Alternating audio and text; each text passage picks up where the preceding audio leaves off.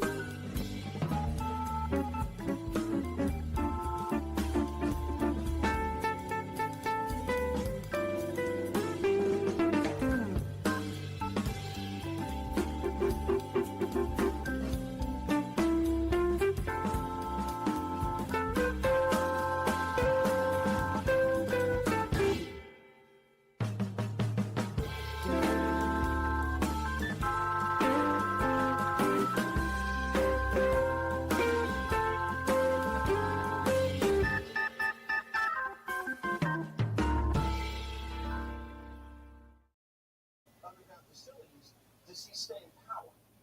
Can he stay in power? Can he wield power in a country where you've lost your ballistic missiles and you've lost your only leverage, which is your nuke? I don't know.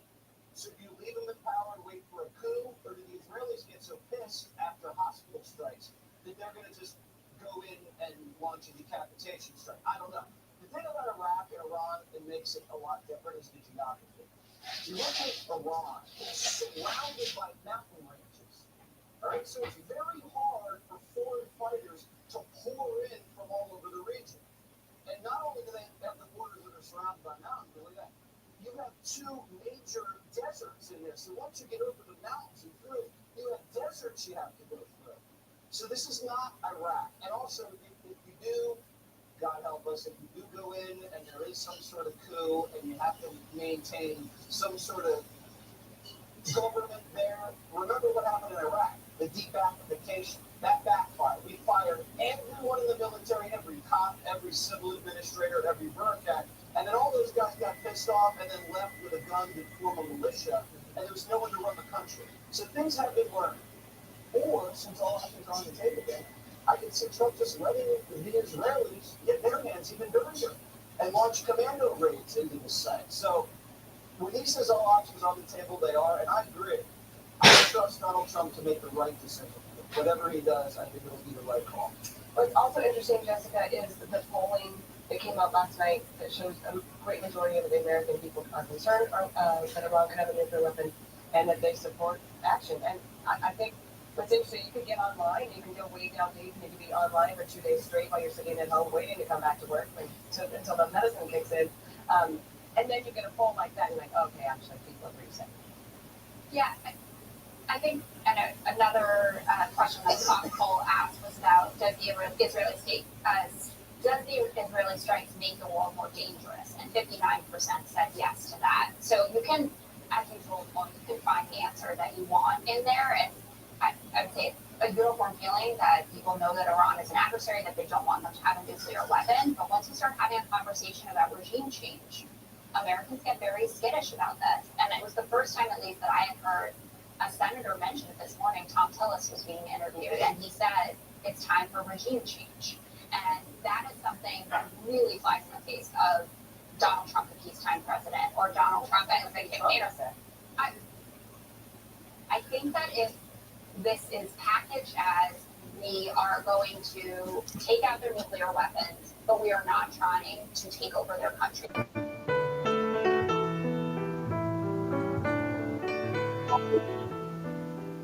Lineup for Braves Country by DM McGee. A is for Aaron, the Hammer and Hank, the real home run king. Take that to the bank. B is for Bobby. Cox never cowered. He'd give Blue quite an earful on his way to the showers. C is for Chipper. Don't call him Larry. He would show up in Shea, the Mets he would bury. D is for David. Justice he'd bring. A Game 6 solo brought Atlanta their ring. E is for Eddie Matthews. 512 bombs away. Lit skies from Boston to Milwaukee to the A. F is for Fred. McGriff dog-biting crime. A fire was lit the day he arrived. G is for Glavine. Southpaw winds and kicks. Changing speeds east and west. A gem in Game 6. H is for Harry and his brother George Wright. The father of baseball, Boston pennants in flight. I is for inning, ending double play. Riley to Ozzie to Olsen all day. J is for Jones. Andrew let her fly. And his gloves in center is where singles would die. K is for strikeouts. A plenty from Strider. The quads in the stash, getting swings from that slider. L is for Lopez. Javi to B-Mac. Travis and Smurf, we've been lucky to see that. M is for Mad Dog. He won 355. Could swat flies with the changeup and still bust you inside. N is for Necro. He got to the hall by bending and knuckling and floating that ball. O is for Otis. Old Nixon could fly. The catch at the wall baffled our eyes. P's still for Peterson. We were all rockin' pearls. With Eddie and Jorge, we were out of this world. Q is a quandary for why Dale is not in. Murphy MVPs again and again. R is for ranking. The top pitcher's lore. Remember Kid Nichols, 107 WAR. S is for Smoltzy. The big three in the hall. When the game's on the line, you give John the ball. T is for Tyler. Matzik and the gift of 2021, the entire night shift. U is for Chavez, but we say Uncle Jesse. The frames, the release, kept the batters guessing. V is Van Weeren. Skip Carey 2. Don Ernie Joe, the tales from the booth. W is Warren. Spawn Johnny Sane. They'd ride him in Boston and then pray for rain. X is Mazzoni. Yeah, X marked the spot.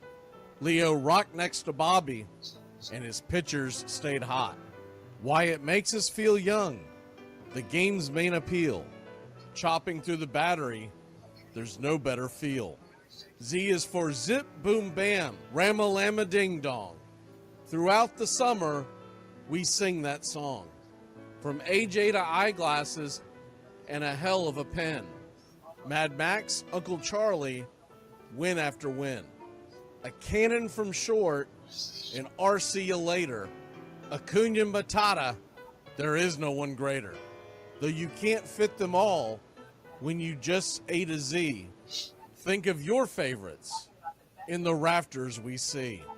I started with 3, then 10, 25, 47, 31, and of course 29.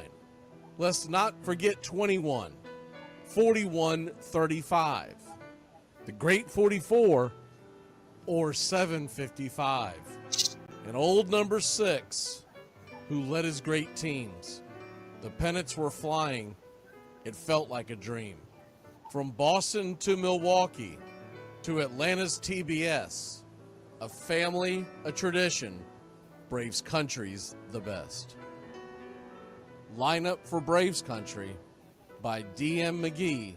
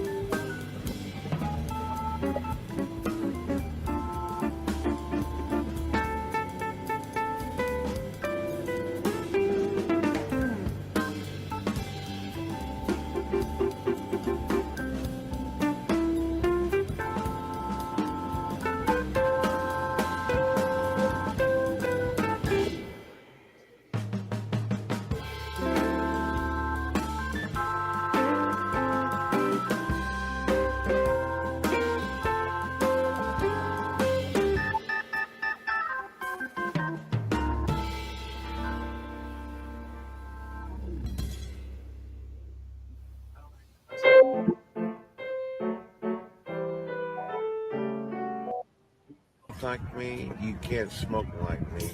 So don't try and be like me. Let's party together.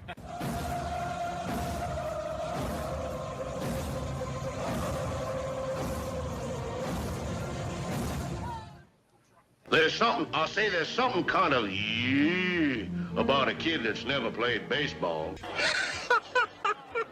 We have been hoodwinked, bamboozled, and flat out deceived. Why did you get so drunk? You got drunk. I'm just really exhausted. What's in that cup? Rum and Cokes? Do you have any idea how important this is? We're trying to save the pub bowl. Really? This is what you're doing? This is what you're doing?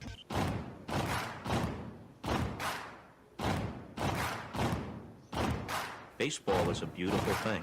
It's more beautiful in an old park. It's asymmetrical and quirky. But even in a dome with artificial turf, it's beautiful. The way the field fans out, the choreography of the sport, the pace and rhythm of it, the fact that that pace and rhythm allows for conversation and reflection and opinion and comparison. In right field, the crowd is tormenting Strawberries, singing Darryl, Darryl. Little roller up along first, behind the bag.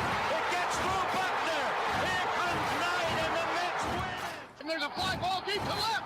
It's on its way. There it goes. And the Yankees are going to the World Series. Aaron Boone. Ground ball stabbed by Folk. He has it. He underhands to first for the first time in 86 years. The Red Sox have won baseball world championship. Can you believe it?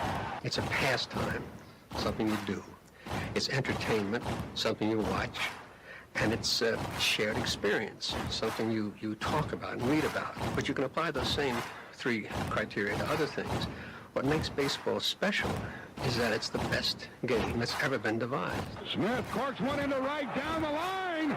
It may go. Go crazy, folks.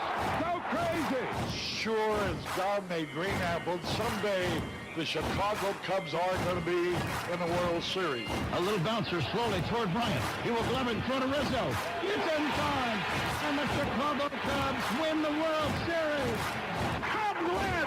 What a lucky break. The good Lord wants the Cubs to win. How can you not be romantic about baseball? If baseball is about caring, about loyalty and rivalry. Braves fans are on their feet hoping for some kind of a bleeder or a seeing-eye single. Here's the 1-2 pitch. Fastball hit high and deep down the right field line. It's going back, back, back. Is it fair? Is it zip, boom, bam, it's gone! Ram-a-lam, ding-dong, a 3-run shot, and your Atlanta Braves have taken a 1-run lead. She's gone, baby! There's a very peaceful thing. It was created and played in pastures and meadows. There's grass, there's outdoors, there's everything that people thought was American and feel about America you get in a ballpark. And it's the wonder of walking through that dark tunnel and seeing a huge open space where men play the little boy's game.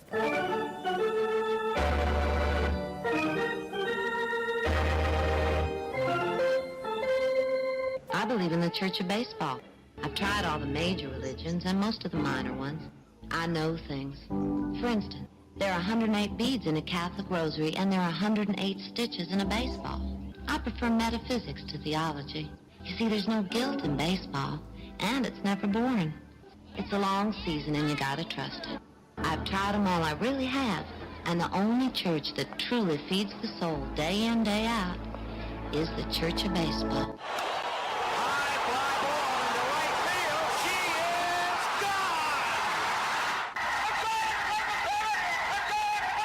Swung line drive left field. 1 run is in. Here comes Reed. He's the throw to the plate. He is safe. You're in Braves country. If there's a bigger thing going on right now, I don't know what it is. We're down to 1 strike here. Gurriel, the last hope for the Houston Astros. Here's the 0-2 pitch. Swung on, bounced over to Dansby. Dansby fires it over to first, and here comes the dog pile. Fire the cannons in the battery.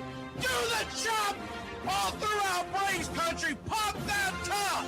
Your Atlanta Braves have won it all. Ladies and gentlemen, welcome. We direct your attention now to home plate. Please remain standing. We call your attention to our fans here today. They will be jointly directed. And now, another fixture. Our national anthem.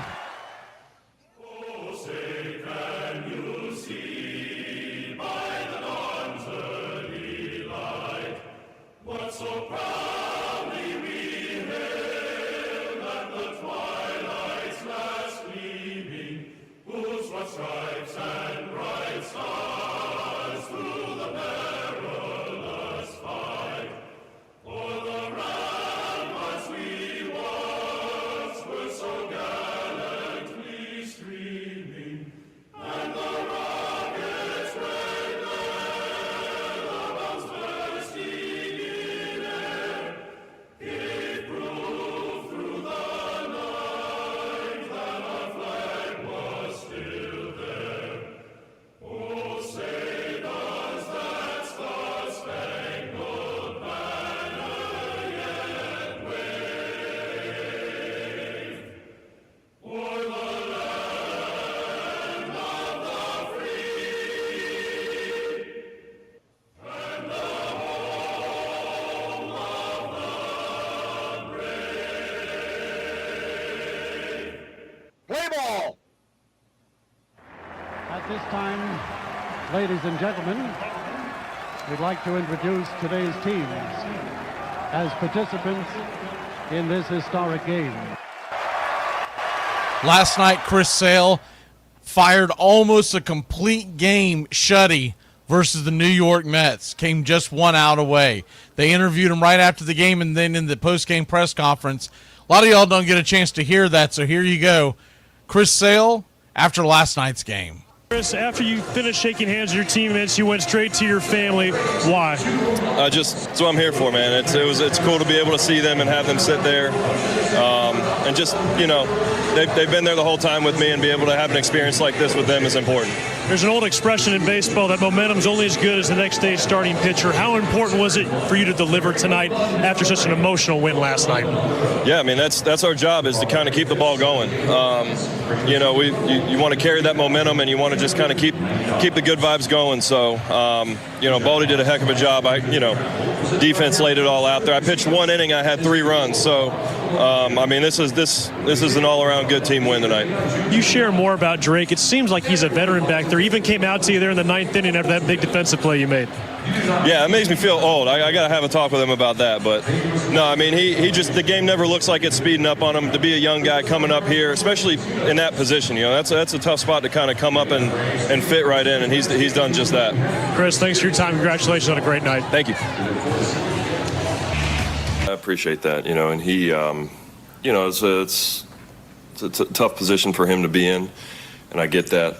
You know, pitch count was up over 100, but I was pretty adamant coming off the 8th inning, and that's, you know, he's like, you usually don't do that, so I had to give it to you, but at the same time, he didn't want to get me up over, you know, too many pitches tonight, so I told him, hey, you gave me a chance for it, and that's all I really wanted, and I appreciated that.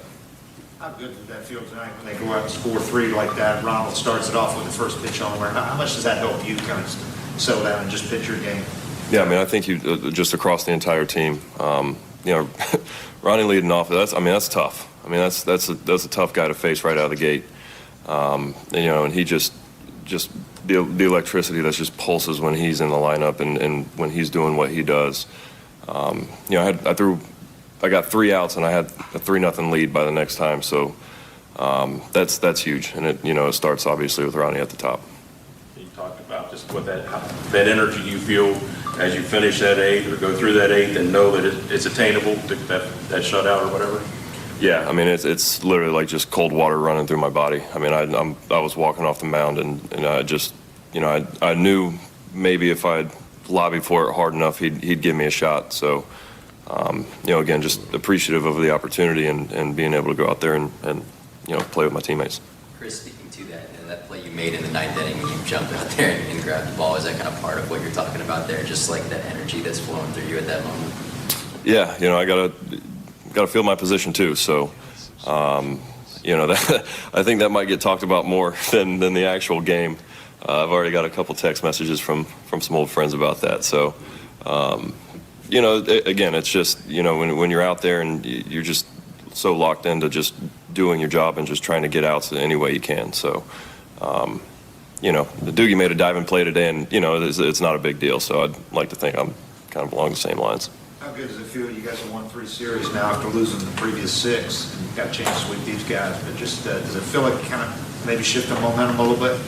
Yeah, I mean, again, this is a really good team too. You know, across the way, I got a lot of respect for those guys. They got a great manager, so to be in a position like we're in right now is big for us. You know, I think, you know, sports is crazy. You know, you can be as down as you've ever been, and then right back to it, and then, you know, on the flip side, you can be rolling, and then, you know, you get kind of sideswiped. So, you know, hopefully we can keep this momentum going and just kind of ride that wave and keep a level head and keep doing what we know how to do.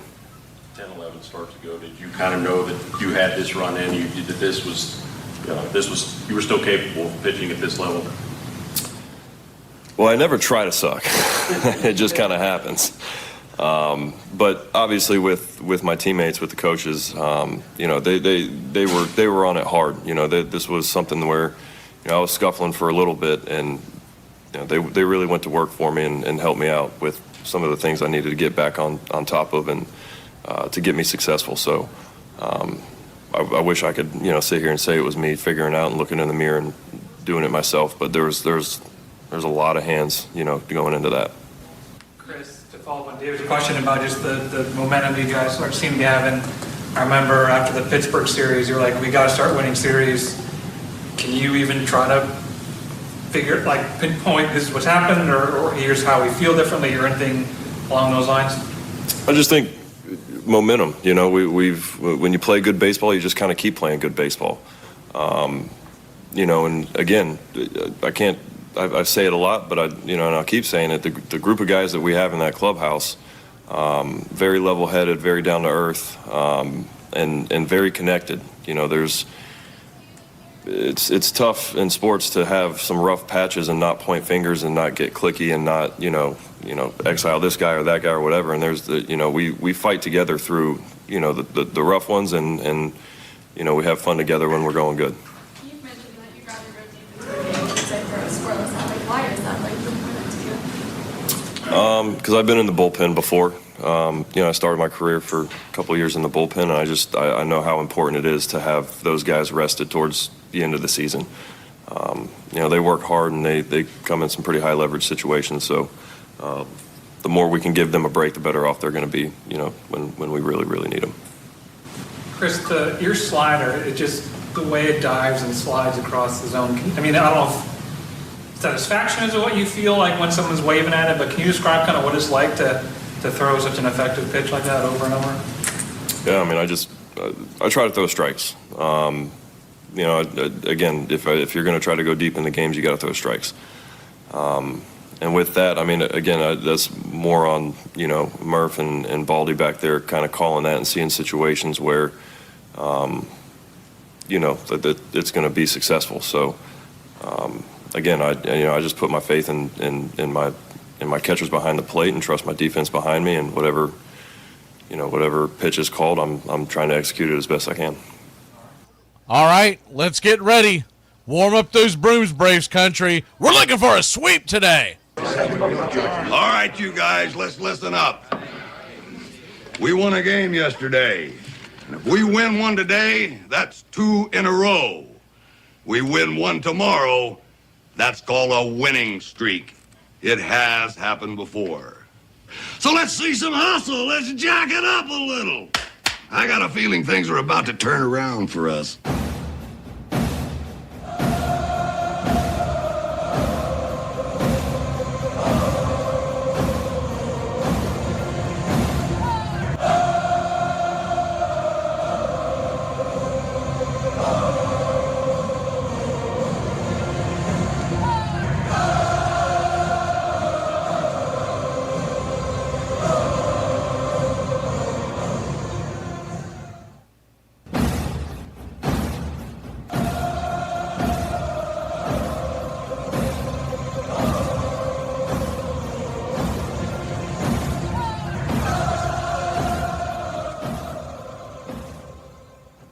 Down a beer?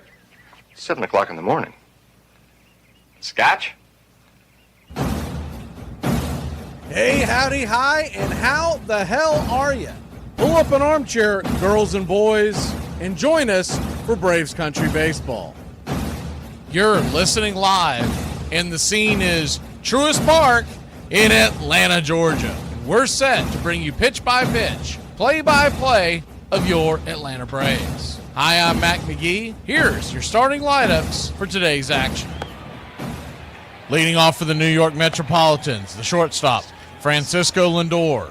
14 home runs, 38 RBI, 13 stolen bases, batting .271. Batting second, playing left, Brandon Nimmo. 13 home runs, 30 RBI, 5 stolen bases, batting .241. Batting third, the right fielder, Juan Soto. 14 home runs, 37 RBI, a .248 average, 8 stolen bases. Batting cleanup, playing first, Pete Alonso. 17 home runs and a .291 average, 63 RBI. Batting fifth, the designated hitter, Starlin Marte. 4 home runs, 14 RBIs, 4 stolen bases, batting .262. Jeff McNeil is batting sixth and playing second. He has 7 home runs, 22 RBI, 1 stolen base, batting .265. Tyrone Taylor is batting seventh and in center field. He has 2 home runs, 15 RBI, 8 stolen bases, batting .237. Batting eighth behind home plate, Francisco Alvarez. a .235 average with 2 home runs, 10 RBI. And Mauricio is batting ninth and playing third. He has 2 home runs, 2 RBI, 2 stolen bases, batting .171, 7 for 41 on the year. On the mound for the New York Metropolitans, it's Clay Holmes. The right-hander is 7-3 with a 2.87 ERA, a 1.17 WHIP, 78 innings, 68 strikeouts, 67 hits allowed, 25 walks, 9 home runs served. He'll be going head-to-head with Spencer Strider, who's 1-5 with a 4.35 ERA, a 1.16 WHIP, 31 innings, 37 strikeouts, 24 hits allowed, 12 walks, 5 home runs served. Coming off the best start of the year, his last outing on regular rest, though it was against the Colorado Rockies. Backing up Spencer Strider in the bottom of the first inning, leading off and playing right field for your Atlanta Braves, it's Ronald Acuna Jr. He has a .390 average, 8 home runs, 14 RBI, 1 stolen base. Batting second, playing left, Alex Verdugo. 11 RBI, .257 average, 1 stolen base. Austin Riley, batting third, playing third. 11 home runs, a .275 average, 37 RBI, 2 stolen bases. Matt Olson, batting cleanup and playing first. 15 home runs and 45 RBI, a .251 clip. The designated hitter, batting fifth, Marcell Ozuna. 11 home runs, 39 RBI, a .254 average. And back behind home plate, once again, it's Drake Baldwin. He's got a .284 average with 7 home runs, 19 RBI. Batting seventh, playing second, Ozzie Albies. 6 home runs, 25 RBI, a .227 average. Batting eighth and patrolling center field for your Atlanta Braves, it's Michael Harris II. He has a .229 average, 6 home runs, 41 RBI, but he does have 10 stolen bases. Batting ninth and at short, Nick Allen. A .223 average, 6 stolen bases, 13 RBI. Calling balls and strikes behind home plate today, it's Paul Clemens. Ramon De Jesus will be at first. Second base will be manned by Quinn Wolcott, and down the third base line, it's Edwin Jimenez. Game time temperatures today in Atlanta at Truist Park. It's expected to be about 81 degrees at first pitch, with the wind blowing right to left at about 10 miles an hour. Your Atlanta Braves are minus 140 on the money line. The over-under is 8.5. Pitching props, Spencer Strider's strikeout number is over 7.5. Clay Holmes, 4.5. Our pick to click today, nobody really has impressive numbers against Clay Holmes, which is not surprising. He's a very good right-hander. Acuna's 0 for 1, Riley's 0 for 3, Ozuna's 0 for 2, Ozzie 1 for 2, Harris 0 for 1. Olson, Baldwin, and Allen have never seen Clay Holmes before. We're going to go with Alex Verdugo. It's a bit of a dart throw, but he's batting second in the order today, and he's 3 for 6 lifetime with 2 RBI versus Clay Holmes. We'll lay off the low-hanging fruit of Ronald Acuna Jr., who's been on fire. We're going to take your Atlanta Braves to win this one in a bit of a dogfight, because to beat Clay Holmes will not be easy, even with the Mets on a bit of a slide. Give me Atlanta to win this one 4-3. Keys to the game tonight, Spencer Strider is going to be the number one key for the Braves. I don't expect Atlanta to put a lot of runs on the board versus Clay Holmes. He's been about as solid as you can be, and at this point, he is the ace of the New York Mets. Spencer Strider, on the other hand, has struggled all year long, looked phenomenal against Colorado. Did he finally turn the corner, or was he playing Colorado? I don't expect a 13 strikeout performance. I don't even expect him to get very deep in this game.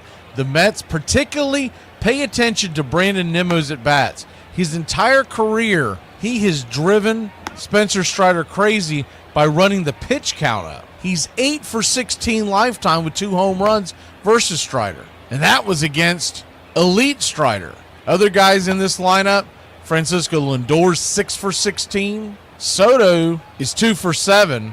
Pete Alonso has a home run, but he is 2 for 12. It's going to be that top half of the lineup that Spencer Strider's going to have to navigate through. And if he has his elite strikeout stuff, there'll be no problems.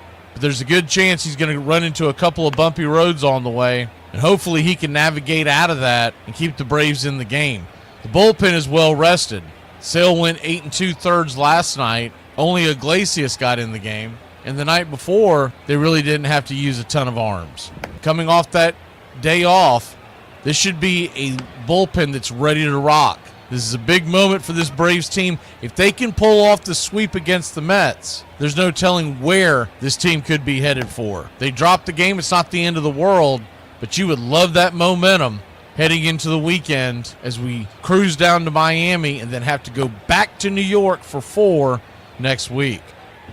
Put your click in the chat, slap that like, and let's get ready, Braves Country. We'd like to thank everybody for choosing Braves Country Radio, and a special thanks to all the country club members. Please like on your way in and subscribe, set those alerts, and share Braves Country Radio to help build the crowd so we can continue to bring you the classic call of Braves Country Baseball. Well, it's about that time. Grab you a cold one. Find you an armchair. Atlanta Braves Baseball right here on Braves Country Radio. Your modern-day superstation is in its 5th season of bringing you pitch-by-pitch, play-by-play of your Atlanta Braves and our one-of-a-kind production. Take us anywhere you go for over 170 Atlanta Braves ball games. Please like and subscribe today. Join the Country Club. Thank you to all the Country Club members. You help support Braves Country Radio. Get this bus moving. Stop. Come back. Too late. Roll call! Yeah, roll call! You're in Braves country.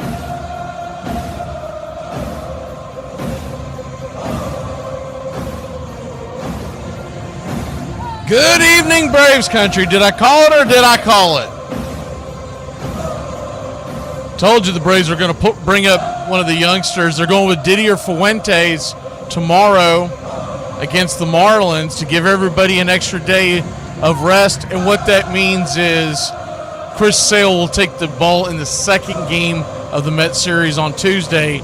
It'll be Schwellenbach with game 1 on Monday. So kind of figured that something was mixing up. I didn't know they were going to go with the youngster who's just 20 years old, Didier Fuentes, but there you have it. And it's going to be a lot of fun to see him pitch tomorrow night. Hope y'all are with us. All right, who we got kicking here in Braves Country tonight? We scroll back here all the way to about, we'll take it about 10 minutes back here. So any knuckleheads that goes, you missed me. I didn't miss you. You just haven't chimed in recently. We'll take it all the way back to the 6:53 range. Good to see you, Billy Birdwell. PETA in action tonight. David Maycumber. Tree Nug. Good to see you. Mark Ricky Ricardo. Timmy Powell. Neil Pearson.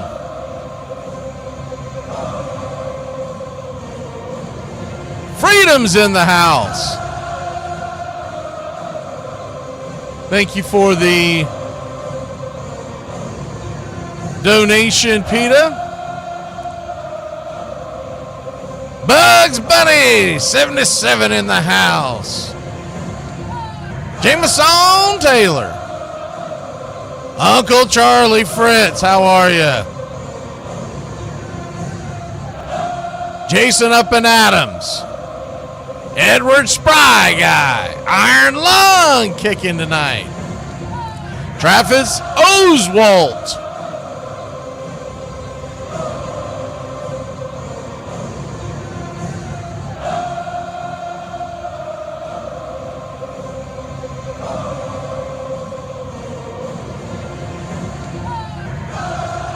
Adam Batman Westbury.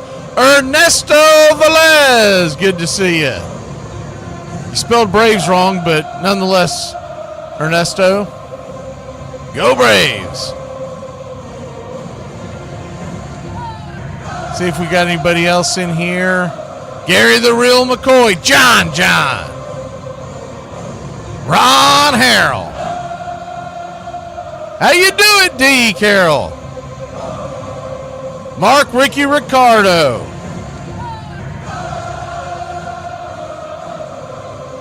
Shade Tree Mechanic.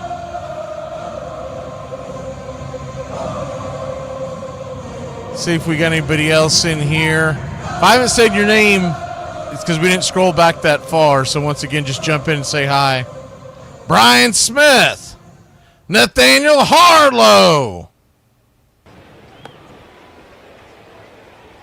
I think I said hi to Edward Spry, but the Spry guy is in here tonight. Justin Green Machine. Braden Quinn. And we're just about set. We'll be back in a flash. George Pearson. We'll be back in a flash here on Braves Country. Pitch by pitch, play by play. Let's get it. Hey, Braves Country, Mac McGee here for American Rebel Beer. America's patriotic light lager, all natural ingredients. Stand tall, be proud. The perfect beer to celebrate life, liberty, and your pursuit of the American dream. America's patriotic light lager, offering a crisp, clean, bold taste. Perfect beer to celebrate life, liberty, and your pursuit of the American dream. A beer with only 110 calories that tastes like a full-flavored beer and celebrates like freedom.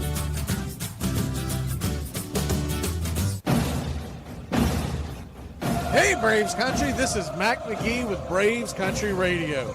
We are bringing you pitch by pitch, play by play of your Atlanta Braves all year long. Join the Country Club today. Help support Braves Country Radio. Join the Country Club today. It helps us bring you more of the game we all love. Braves Country Radio, your home for the classic call of Braves Country Baseball.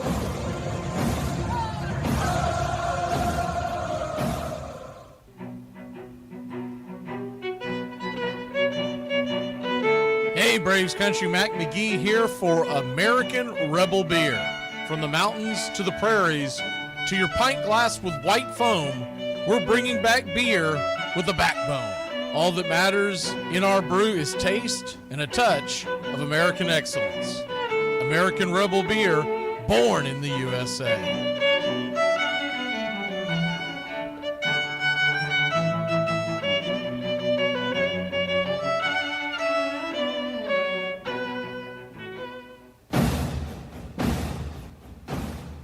Ladies and gentlemen, we interrupt our program of dance music to bring you a special bulletin from the radio news. Sit quietly and we will control all that you see and hear. There is nothing wrong. You are about to participate in a great adventure. You are about to experience the awe and mystery. You unlock this door with the key of imagination.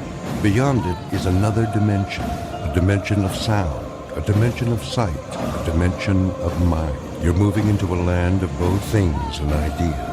You've just crossed over into Adventures in Time and Space. We offer you Braves Country Radio, your home for the classic call of Braves Country Baseball. Hi, folks. Join us now for another Braves ball game. Yes, sir. This is the one we've been waiting for. This is it. This makes you feel like it's spring and baseball. No more measles and free tickets to the circus. You're in Braves Country.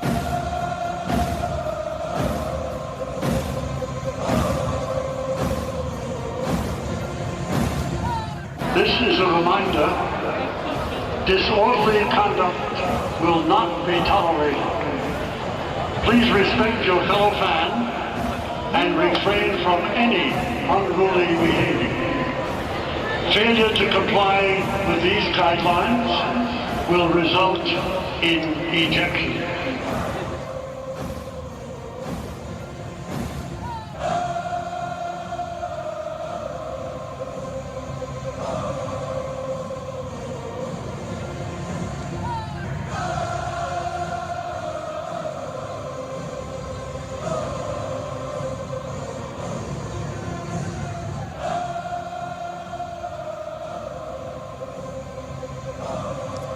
All right, Braves Country.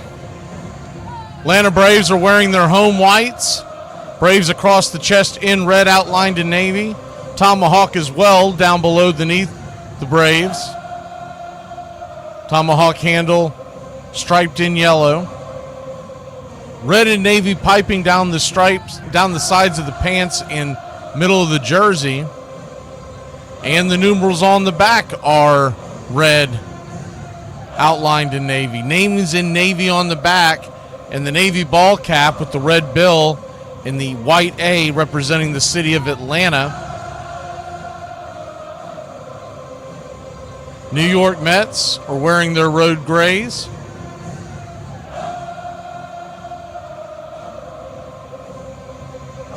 With blue New York written across the chest in block letters, outlined in orange.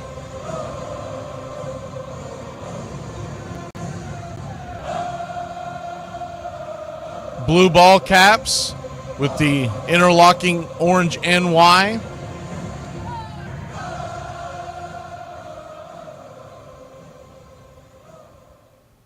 We're just about set for pitch-by-pitch, play-by-play of your Atlanta Braves.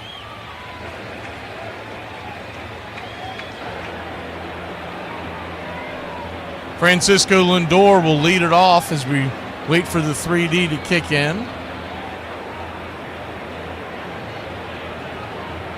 I believe we are getting it set right now. We are. So one moment. As Francisco Lindor digs in from the left side. Switch hitting power hitter. 14 home runs on the year. And yes, sir, it is baseball time in Braves country. First pitch on the way is a four-seam fastball. Just misses high. It's 1-0. Your home plate umpire, Paul Clemens. The 1-0. Swing. Lifts it high and deep into right center field. Drifting over. Making the running catch is Michael Harris II on a good sprint to start the game. 1 up, 1 down here in Braves country.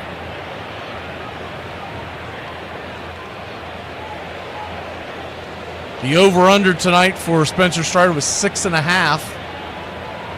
And if you just joining us, you didn't see the news, the Braves are calling up a 20-year-old rookie tomorrow who's pitched very well. I've been following him in the minors. As the first pitch on the way is a four-seam fastball right there at the knees. It's 0-1. Didier Fuentes, just 20 years old, so you can't expect the moon and stars from him tomorrow night, but it should be an exciting game here on Braves country. The 0-1 just misses down below the knees. 98-mile-an-hour fastball evens up the count.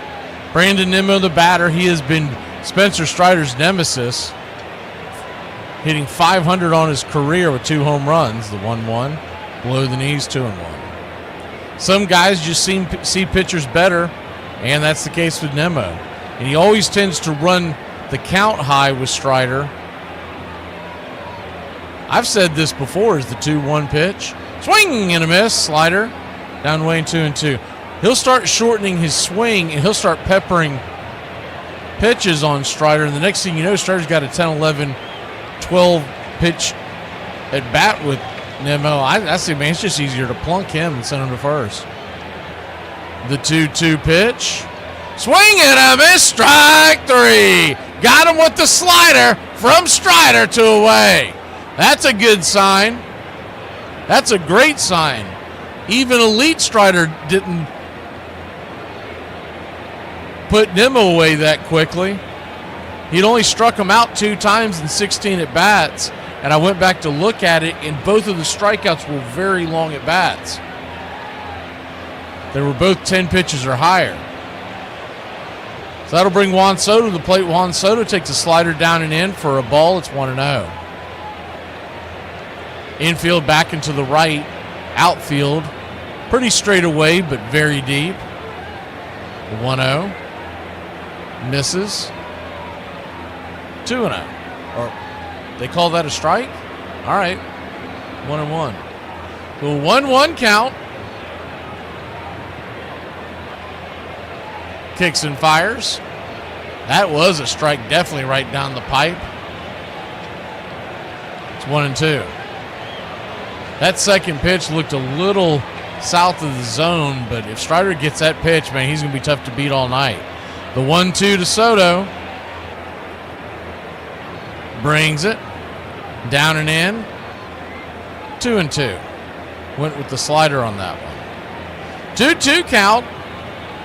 Braves nothing, Mets nothing. Just getting going here. Game number 3 of a 3-game set here in the top of the first inning. 0-0 your score. The Braves have taken the first 2 games of this series. The 2-2, quad father, kicks and fires, swing, fouls it back. We'll do it again.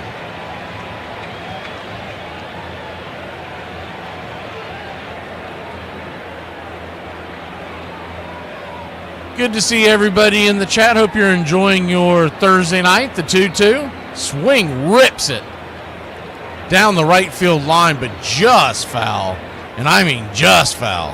That sucker missed the line by maybe 4 to 5 inches to the right. Beautiful night here at Truist Park. Sun's a-shining. Strider kicks and deals. Swing, that ball will be ripped into fair territory. It's a hanging slider, and it's a 2-out single for the Metropolitans. So the first base runner of the game, and that'll bring Pete Alonso. He doesn't have great numbers against Strider, but he does have a home run. And I think this must be some, find out what it is here in a second. It looks like that was some kind of a milestone for Juan Soto because they just kept the ball. And that was a little bit of a cement mixer. We're kind of lucky as the first pitch on the way to Alonso gets darted into left field, and quickly the Mets have 2 on and 2 out. So just like that,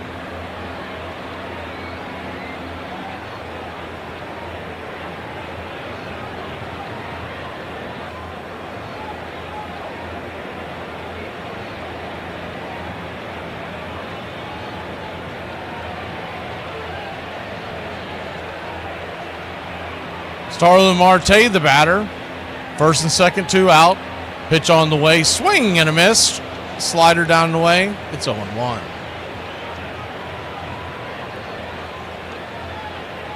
First 2 batters go down with no problem. Then you get a single, back-to-back singles on back-to-back pitches. And it's 2 on, 2 out. The 0-1 to Marte. Swing and a miss. Strike on the slider. It's 0-2. 1 strike away from getting out of this jam. If y'all missed it earlier, was it today or was it yesterday? The rumor came up about Chris Sale getting traded as the 0-2. Chopped over to Riley. Riley's got it. Fires it across the diamond, and that'll end the inning. So Strider gets out of the jam. We'll finish that thought on any kind of sale trades when we return here on Braves Country. Some girls belong to the streets. I, on the other hand, belong to the insane asylums. Like one of them, I don't know which one. When people ask, are you doing anything tonight? On a work night. No, I already did a thing today. Work was a thing. There will be no more things, okay? What's going on here, guys? All right, Coach, so basically it was a holding call. But these dudes started me in their fantasy league, which is cool because this dude started our quarterback, but he started our kicker and I started their defense, so it's kind of a pickle. Compromising the integrity of this game with your fantasy football leagues? Listen to me. If there was holding, you make that holding call. I don't care if it was on our team or not. I care about this game too much to let you... Coach, you started their defense too, didn't you? Yeah, you definitely started their defense. Damn right I did. Armchair. You can't drink like me. You can't smoke like me. So don't try and be like me. Let's party together. My grandfather was a sour old man. And I liked him. He lived with us. But he was out in the backyard throwing a ball when I was a little kid. He's smoking his pipe, and he said, you like baseball? And I said, yeah. He said, what do you play? I said, I'm a shortstop. And he said, that's what I used to play. And I said, you used to play? About a year or so later, I found the local paper did a 50-year anniversary thing, and there was a reprint of a game that he had played in 1892, and it said, Watts. His name was Fred Watts, shortstop. And he had 2 hits. And I thought my grandfather played baseball in 1892. So it's part of your existence. It's part of our heritage. You're listening to Braves Country Radio. Please like and subscribe today. YouTube.com/@Braves Country.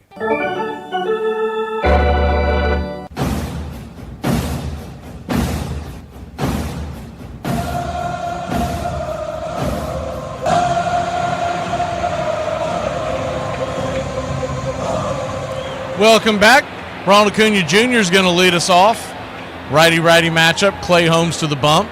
First pitch on the way is a sinker down and away.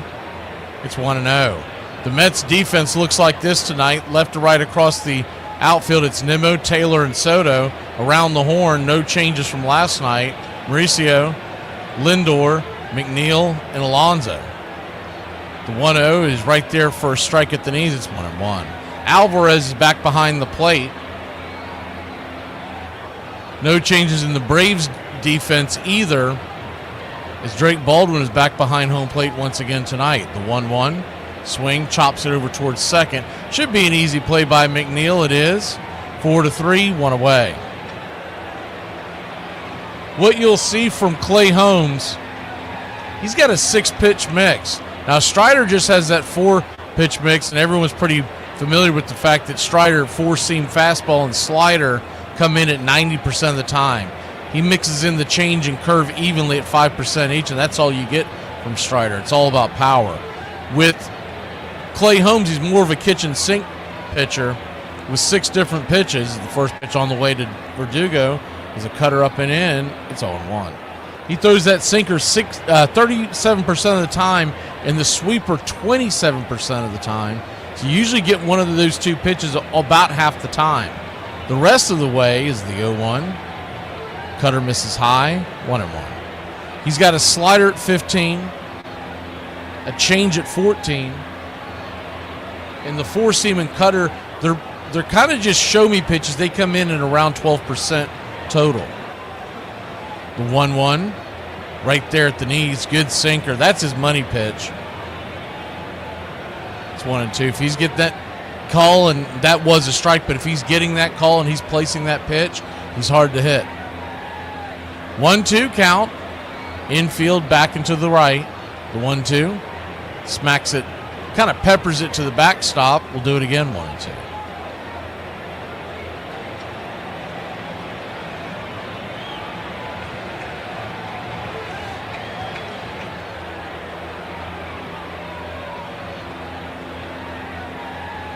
So 1-2 count.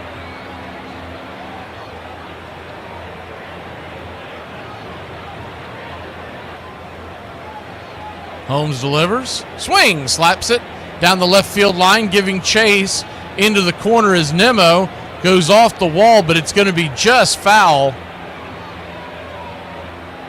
Just kept curving and curving. If it stays fair, it's going to be extra bases. Remember, Verdugo shot one there last night. Almost got it out. Verdugo will retreat back to the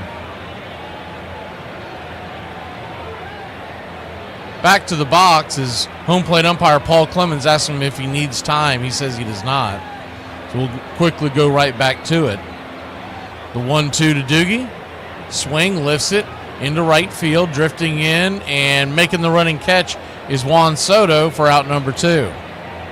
F9 in your scorecard.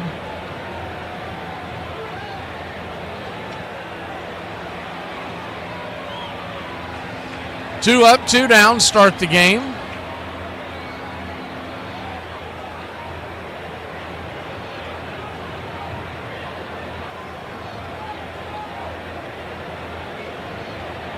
First pitch on the way to Austin Riley is a slider. Misses down and away. It's 1-0. Righty-righty matchup. The 1-0. Right there on the outer edge. 1-1.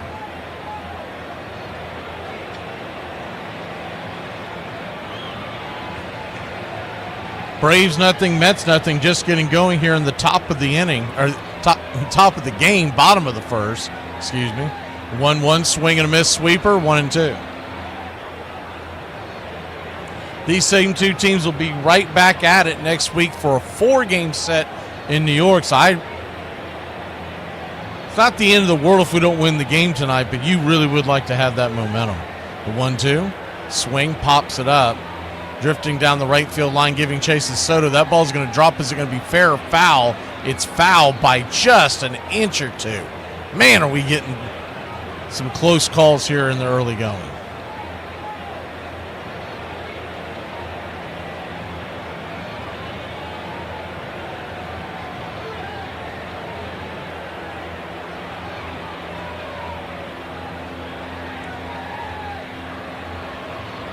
So a 1-2 count. Riley will get back into the box. Holmes just at 13 pitches. The 1-2. Swing! That ball's lifted high. Deep, but not quite deep enough. Fighting the sun is Nemo. That was almost an issue out there, but that will end the inning. Braves give a couple balls a ride. We'll be back in a flash. Top of the second we go. 0-0 versus the Metropolitans. Favorite kind of friends are the ones that will text you, guess what I just did? And you have to wonder if they just went on a shopping spree or committed a felony. Are Irish men romantic? No. These are vicious rumours being spread by Hollywood to put work on the common Irish man. We don't want to have to live up to Paul Mescal going around saying poems with his nice body. You won't find any of that in this country. He doesn't even understand what he's saying. He's just reading it for money, which I've got nothing but respect for. We are not the French. Thank God. I've been to France. They don't even want to eat themselves. I'll give you an example of an Irishman. Last year, a friend of mine bought his girlfriend a lovely Valentine's Day card, and in the middle of the Valentine's card it said, in a beautiful font, Happy Valentine's Day. So he didn't write anything else in the card. He felt that was everything that needed to be said. If an Irishman really loves you, he's just going to start asking if you're hungry, because he wants to get a dinner into you. I don't care about if people are hungry unless I'm in love with them. I mean, I don't want them to starve. In order to make our top 9, you had to have played at least 1,000 games at second base. That would be the only reason you won't see the great Jackie Robinson in this show. So let's find out who did make this most exclusive club, starting with number 9. Before Bobby Grich became a full-time power-hitting second baseman, he plied his craft at a different position. Bobby was a shortstop originally, and we had to make room for him on the team. He thought so much of Grich that they were able to send Davy Johnson, their second baseman, to the Atlanta Braves, and Grich really thrived. There's a long drive, left field, way back, it's gone. The ball game is over. Bobby did things that winners do. He was a terrific second baseman. He was fearless, the most intense player, or at least one of the most intense players that I ever played with. Major League Baseball, outfield Mount Rushmore. 3 greatest outfielders of all time. Who's your pick?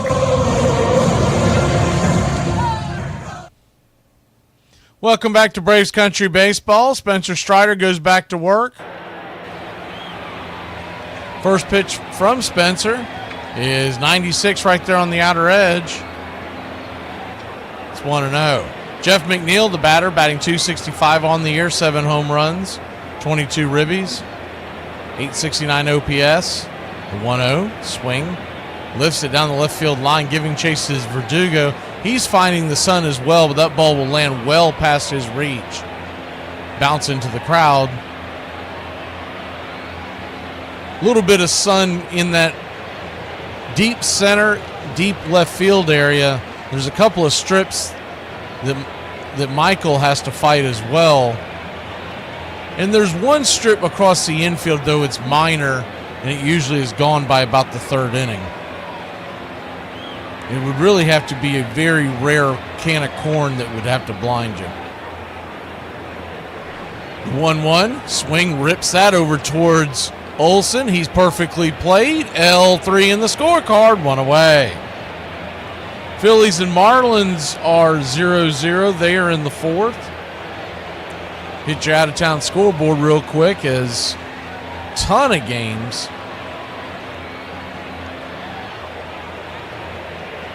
in the early going today.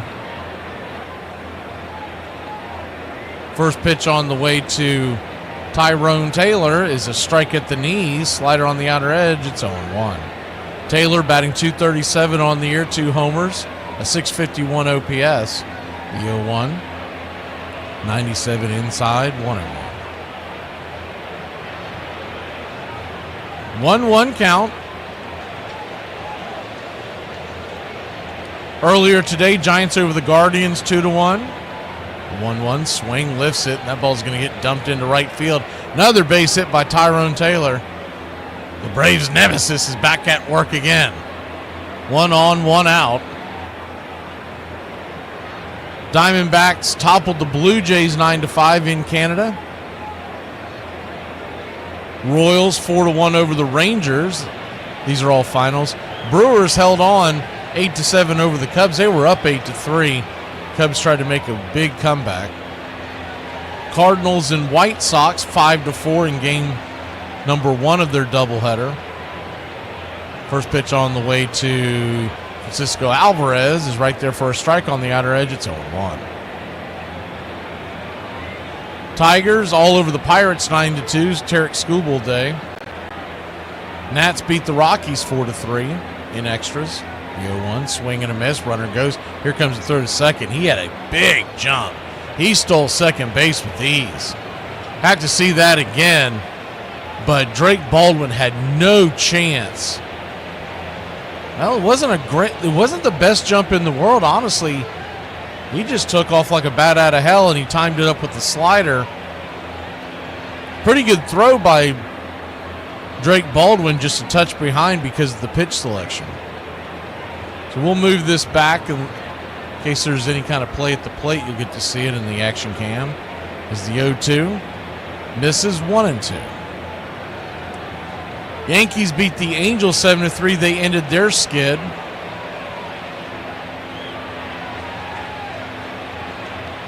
I think they were on a 6-game losing streak. The 1-2. Swing, chops it over towards short.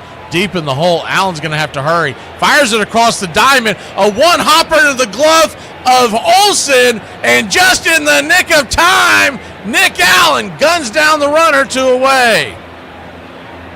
Man, he has been impressive defensively. I know a lot of people hate seeing him in the lineup every day because of his offense. But defensively, he's been as good as you get in the National League this year. I don't know if he'll ever have enough votes to get a gold glove, but you couldn't argue against it. Number 9 hitter, Ronnie Mauricio, takes the first pitch down and away for a ball. It's 1-0. Switch hitting third baseman, batting 9th, which means Lindor's on deck, which means we'd rather see him in inning number 3. The 1-0. Swing. Pops back the 96-mile-an-hour fastball. It's 1-2. Remember, last night he was batting from the right side. He could not pick up the slider. But that was from Sale. That's a much different slider than what Strider throws. Strider throws a much harder sinking slider as the 1-1. Try to get him to chase. 1-2. And I'm sure they read that report, but you just can't compare the two. So a 2-1 count. Runner at second. 2 outs representing the go-ahead run. The 2-1 from Strider. Fastball swung on, lifted into center field, down for a base hit. Harris is going to eat it, and Tyrone Taylor is going to score with these. It's 1-0 New York. Smart play by Michael. There was no way he was going to get the runner, and that keeps Mauricio at first and out of scoring position. So Tyrone Taylor, once again a nemesis for the Braves, gets a base hit, gets himself into scoring position with the stolen base, and comes around to score with the number 9 hitter single.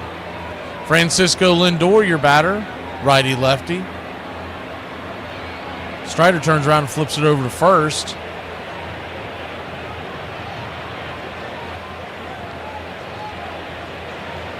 The Mets and Yankees had both lost 5 games in a row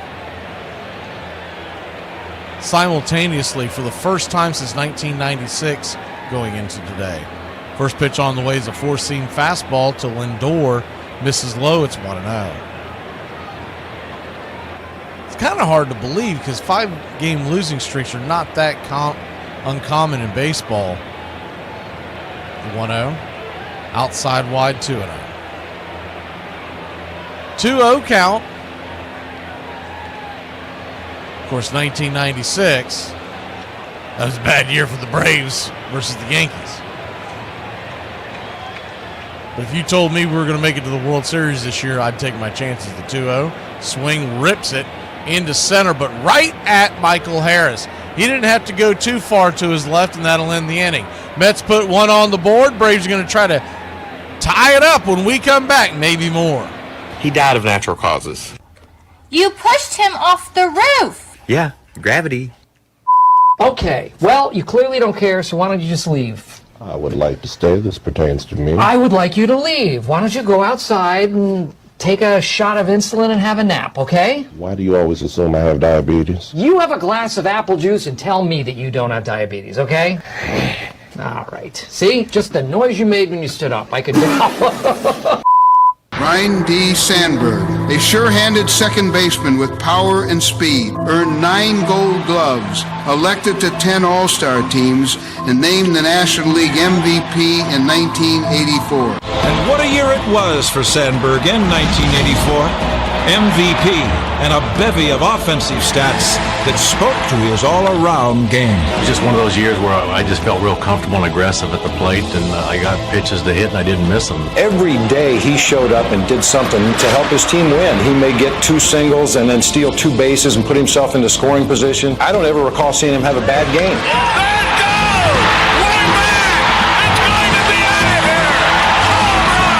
He was as well-rounded player as I've seen. There's probably a 3-4 year section of the 80s where if he wasn't the best player in the game, he was certainly in the top 5. Deep left center. Look out! Do you believe it? It's gone! Sandberg had his most powerful season in 1990 when he hit 40 home runs, a feat that's been accomplished by only 2 other second basemen, Davey Johnson and Rogers Hornsby. There's a drive. Way back. It might be number 40 and his 100th run batted in this year. We would certainly love to have Ryan Sandberg on your team for 10 years. Listen to the crowd, and he takes his bow. Braves Country Radio, your home for the classic call of Braves Country Baseball. Welcome back. Clay Holmes. First pitch on the way to Matt Olson to lead us off here in the bottom of the second. He'll miss high with the high heater. It's 1-0. Righty-lefty matchup. Matt Olson batting .251 on the year. Takes the 1-0 well inside. That pitch missed by about 2 or 3 inches, but called for a strike by home plate umpire Paul Clemens. It's 1-1. The 1-1. Kicks and fires. Swing. Check swing down the third base line, but foul.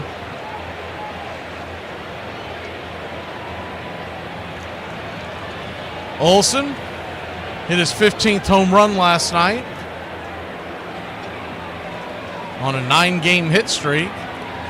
11 RBIs during that time period. Batting .353. The 1-2 misses high. 2-2. Sinker.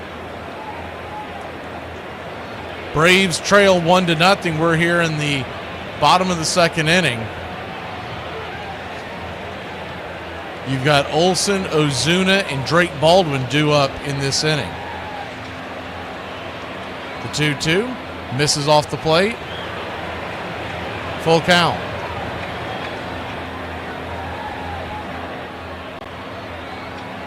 So full count. Braves looking for their first base runner of the day. They set up right down the pipe. Here's the pitch. Swing. Chopper back up the middle. Should be an easy play for Lindor. It is. 6-3 on the putout. 1 away. Good at bat by Olson even with the out. Making him work, seeing 6 pitches. And honestly hit the ball right up the middle. I mean, it's right into the teeth of the defense. When the guy's playing just over second base, it's a little hard to get around that. Marcell Ozuna will stand in. Righty-righty. First pitch misses high and out of the zone. It's 1-0. The Big Zoo. 11 home runs on the year, 39 RBI. I don't think I finished my thought earlier about the trade is the 1-0 right down the pipe. 2-0. You're seeing a lot of people mention Chris Sale in trade rumors. I know I brought this up a couple of weeks ago when I first started seeing him, and I said then there's just no way they're going to do that. And that's exactly what Anthopoulos said on radio yesterday. So 1-1's in the dirt, 2-1. He said, in fact, they're trying to buy. They're not going to be sellers, and sale is off limits. Now, we'll see if that's true. Nobody's truly off limits in a trade as the 2-1. Cutter up top, 2-2. Let's be honest.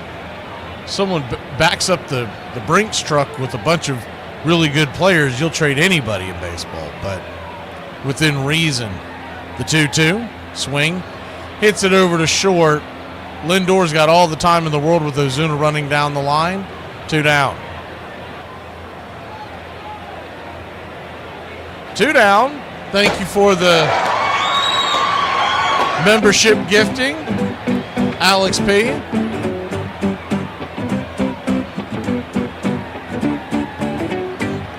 Drake Baldwin stands in.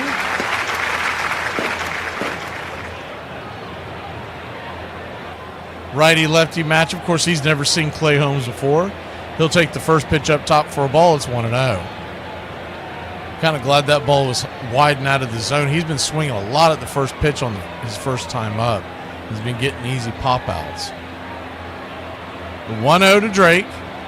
Outside wide 2-0. Strangely enough, he's not doing it when he's coming in to pinch hit. 2-0 count. I did find it interesting. They showed a statistic as the 2-0. Inside misses 3-0. Today on, I believe it was MLB Network I was watching. The point is, this year, first pitch of the game, both top of the first and bottom of the first, doesn't matter if you're on the road or not, 97% of the time it's been fastballs. The 3-0 is a sinker inside, 3-1. Because the conversation was brought up, should they stop throwing Acuna first pitch fastballs because he hit a first pitch fastball last night for a home run. The 3-1, swing, chops it foul, cutter down and in. We got a full count. So a full count, and the Atlanta Braves have not had a base runner yet. But they do have Clay Holmes up to 30 pitches, so that's not nothing. The payoff pitch, outside, high and wide, ball 4. So the Drake will make his way down to first base. And though it's not a base hit, it is the first base runner, so we'll give a little love to the Drake. You don't like the Drake? I love the Drake. How could you not like the Drake? Who's the Drake? The Drake is good.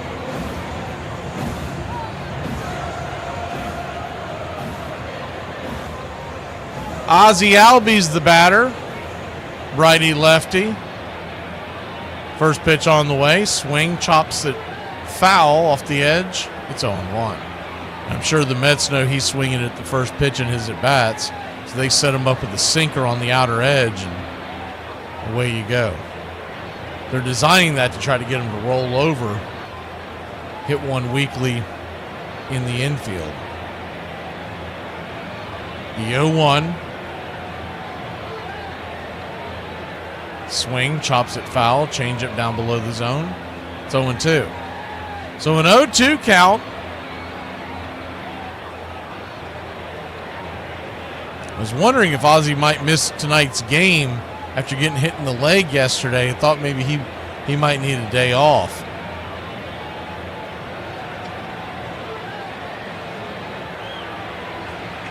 The 0-2, they set up wide, outside, 1-2.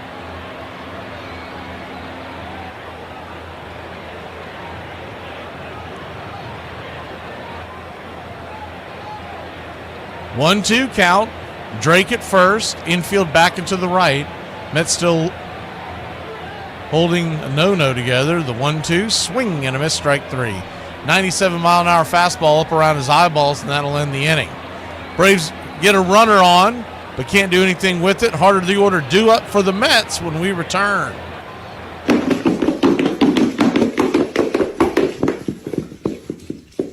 No. You're not getting a house horse. No. You wearing clothes from a pile right now. You're not getting a house horse. You're not getting a house horse. Get up out of here. Let's go. What is something you thought was fancy growing up that is not fancy? But you know from General Foods International Coffees. Delicious. Like that time in Italy when we met. Yeah, you wanted to come over to my table. I just wanted your cappuccino. Well, you got it.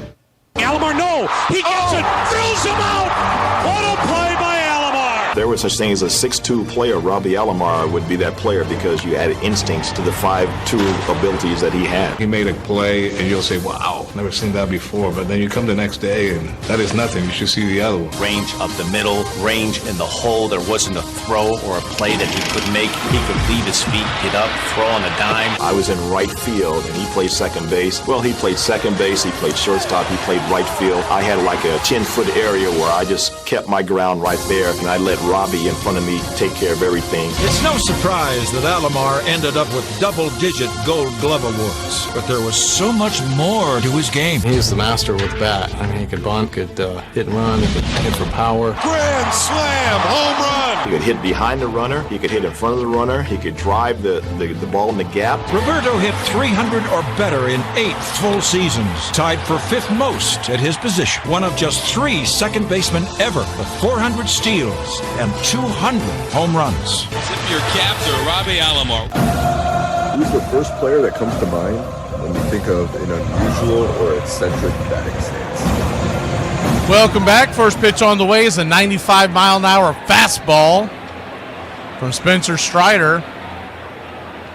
It's 0-1. Brandon Nimmo, the batter, 0 for 1 with the strikeout. The 0-1. Swing and a miss. 96 up top. It's 0-2. 0-2 count. Braves trail 1-0, top of the third.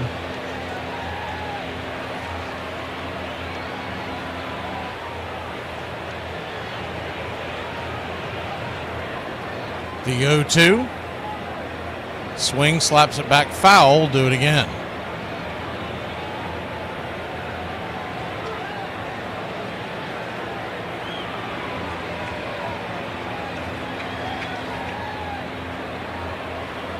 Spencer Strider, 38 pitches into the night as we begin the third. The 0-2 slap towards left, giving chase, running, not going to get to it. It's going to go off the wall, and Verdugo has it. It'll be a leadoff double for Brandon Nimmo. He continues his hitting ways.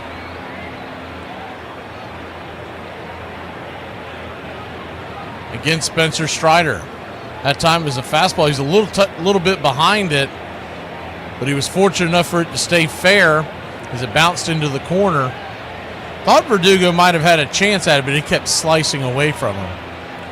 So 1 on, nobody out, and here comes Juan Soto, who's 1 for 1. First pitch, Bender on the outer edge. Good curveball by Spencer. It's 0-1. It's only the second curveball he's thrown tonight. The 0-1. Righty lefty kicks and fires. Fastball misses high and out of the zone. 1-1. It's a dangerous spot here. You got a runner at second, nobody out, and you got the heart of the order. Soto, Alonso, and Marte due up.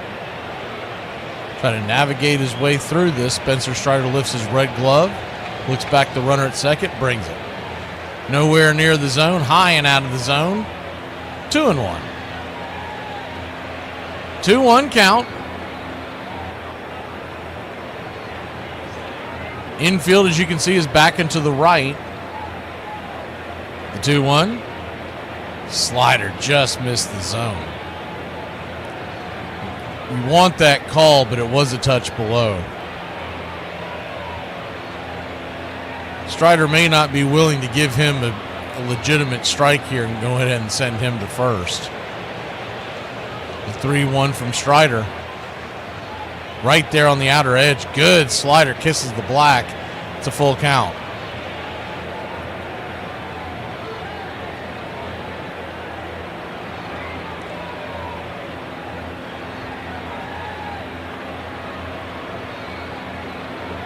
The payoff pitch. Swing, pops it up. 97-mile-an-hour fastball. High Shallow right field. Coming underneath it is Acuna calling off Ozzie. One away. There's a fastball at the top of the zone. He just got underneath it.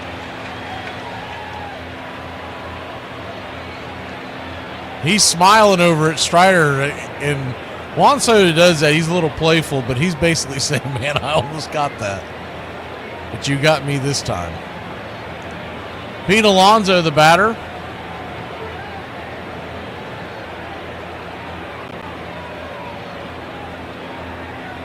First pitch on the way. Runner goes. Here comes the throw to third. Riley puts the tag on him. Is he? They're going to call him safe. Riley's motioning over the dugout. Does he think he has him? From the blind eye, it didn't look like he did. No, they're not going to challenge it. He got a pretty good jump. It was a good throw by Baldwin and a good tag. As you look at the replay coming in, yeah, he got in just before. Riley missed his arm. As the 0-1's chopped back foul to 0-2. Braves will bring the defense in. And that can't be fun.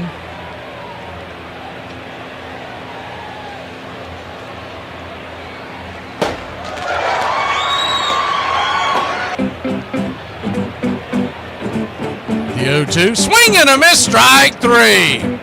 The small craft advisory given the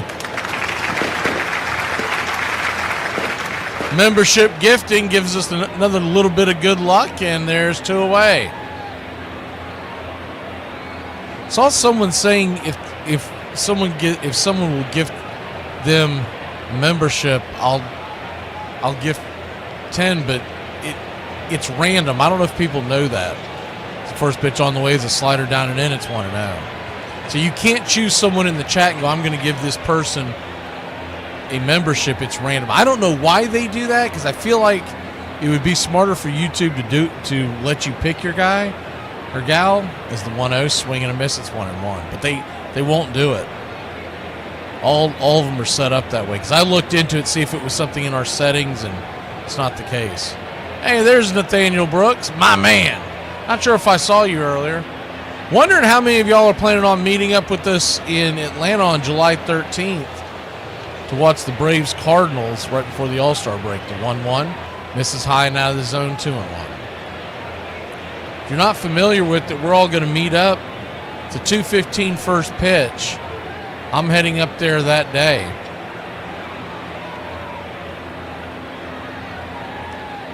The 2-1. Swing, slices it back, foul down the first base side. It's 2-2. And I hope to be at our watering hole that we picked out, hoping to be there by 2. It's going to be dicey on whether or not they're going to let us check in early at our 2-2. Swing, chops it over towards short. Allen's got it, fires it to first. Bad throw, but a good scoop by Olsen, and that'll end the inning. Man, Nick Allen almost caused a disaster. He's over there spotting dimes and eating onions tonight. We'll be back in a flash here on Braves Country. If your name is Trevor and you live in South Carolina and you got a little sideways and decided to text your best friend's wife named Casey, you're cooked. There's a lady at the kiosk. She's got like 9 pages worth of screenshots of your face and dingling. Like you're about as cooked as I have never seen a woman look with so much determination as she's reading through just messages. I mean, she didn't even acknowledge the lady that was trying to buy something from the kiosk. You're cooked, my guy. You might as well just move to like Oregon or Canada or Alaska. Like, you just need to leave. Number one, you need to be worried about the women. They're scary, but I don't know if they've told your best friend yet, but when they do, you're Solly Gehringer, the flawless second sacker of the Detroit Tigers, is a ball player's idea of what a ball player should be. He was the smoothest fielder I've ever seen play. No flyer. He knew where to play the hitters. It seemed that Charlie was usually in the right places at the right time. At that time, he was the best, and he could hit. He was made for that Detroit ballpark. Good hitting ballpark for a left-hander, and he would use it. He was a very sharp hitter. He didn't hit too many home runs, but he hit what we used to call frozen ropes. He hit a lot of those. Gehringer's 1929 season was off the charts, and he remained a consistent force for 19 years. One of them good enough for an MVP award. Holly Gehringer, selected as the most valuable player in the American League in 1937, also ran away with top batting honors with a percentage of .371. Gehringer was the American League representative at second base in each of the first 6 All-Star games from 1933 to 38. He was known as the mechanical man for his quiet consistency. Joe Morgan and Rogers Hornsby and Eddie Collins are some of the best second basemen of all time. Gehringer has to be right there with those guys. He was phenomenal. He played on some great teams. He really was the mechanical man.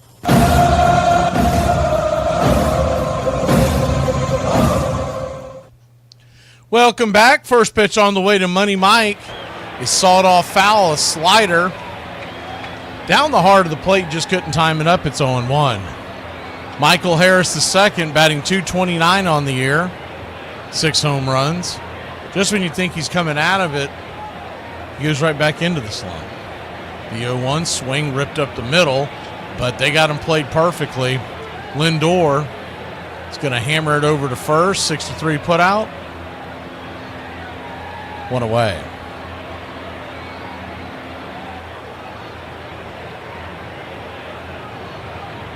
One down.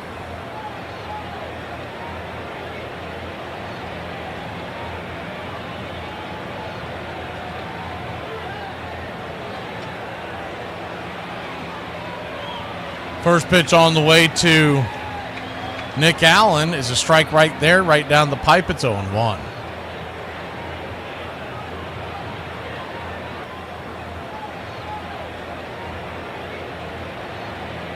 Righty, the 0-1 swing. That ball's hammered down the left field line. That's going to get down where the green grass grows. Here comes Nick Allen flying around first, heading to second, and it's a 1-out double just in the nick of time. Nick Allen.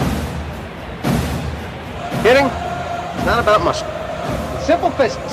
Calculate the velocity V in relation to the trajectory T, in which G, gravity, of course, remains a constant. It's not complicated. Talk about a game of inches. The ball just snuck inside the line.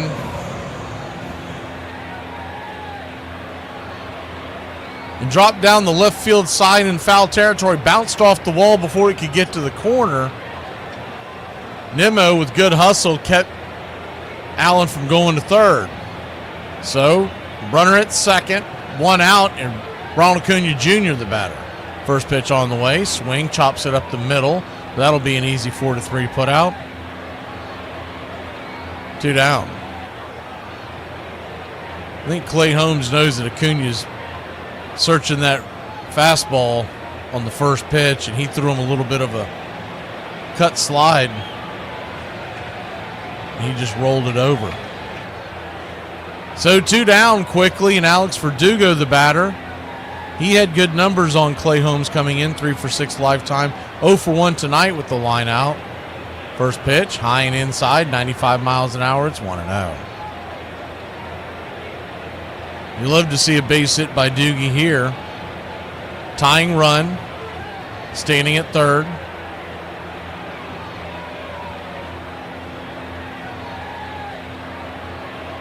The 1-0. Inside almost gets him. 1-1.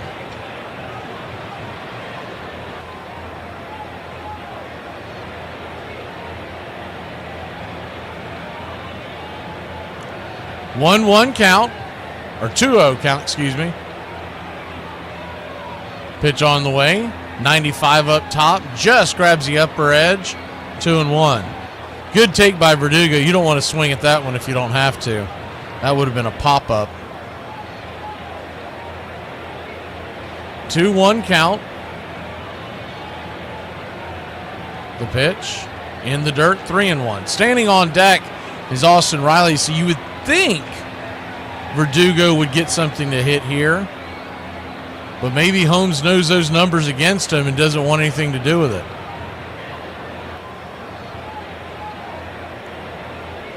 Three-1 count. Infield is back and to the right. So Mauricio all by his lonesome over there on the left side. The 3-1. Inside, 96 just grabbed the edge. The sinker, they were set up on the outer edge and hit the inside track. It was a strike, but man, barely. So a full count now.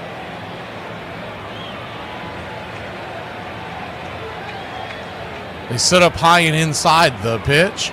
Way high out of the zone, ball 4, and Doogie will head himself down to first. Runners on the corners, 2 outs. What's going on? Blood pressure's coming up. The pulse is getting stronger. Get the OR ready. We've got a live one going and we want him to stay that way.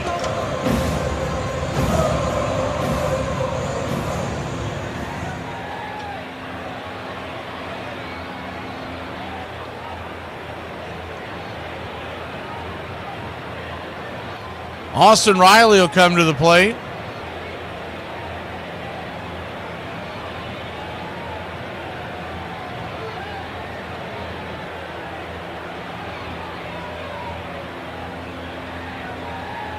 Runners on the corners, 2 out.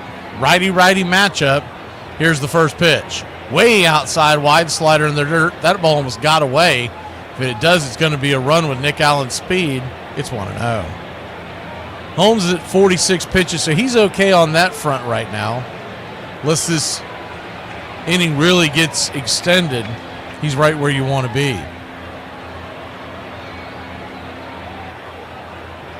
The 1-0 to Riley. Batting .274 on the year. Down and away slider, 2-0. He was trying to give him the same business as he gave Acuna, but Riley's not biting. Also, those sliders are missing a lot further away than the one that Acuna rolled over. That thing was in the zone. It just dipped out at the last second. 2-0 from Holmes. The 2-0 pitch. Digs and fires. Up top, 95 sinker. 2-1. We'll put the action cam on in case there's any kind of movement on the base paths.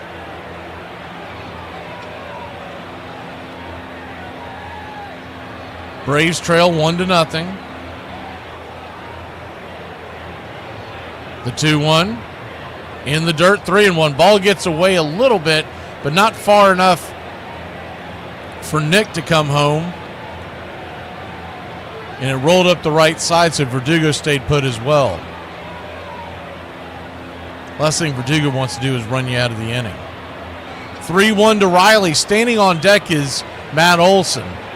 You would think Austin's going to get something here. Just got to sit dead red, and if you get it, swing. If not, you spit on it. The 3-1 pitch. Swing, chops it down the third base line. Just foul. I mean, just foul. That ball was barely in the strike zone.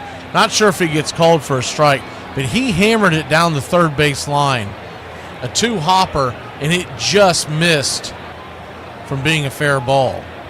And there's no way Mauricio is going to get to it and get Riley out at that point.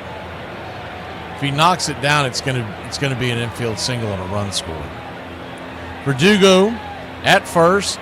Payoff pitch with 2 outs. Runner goes.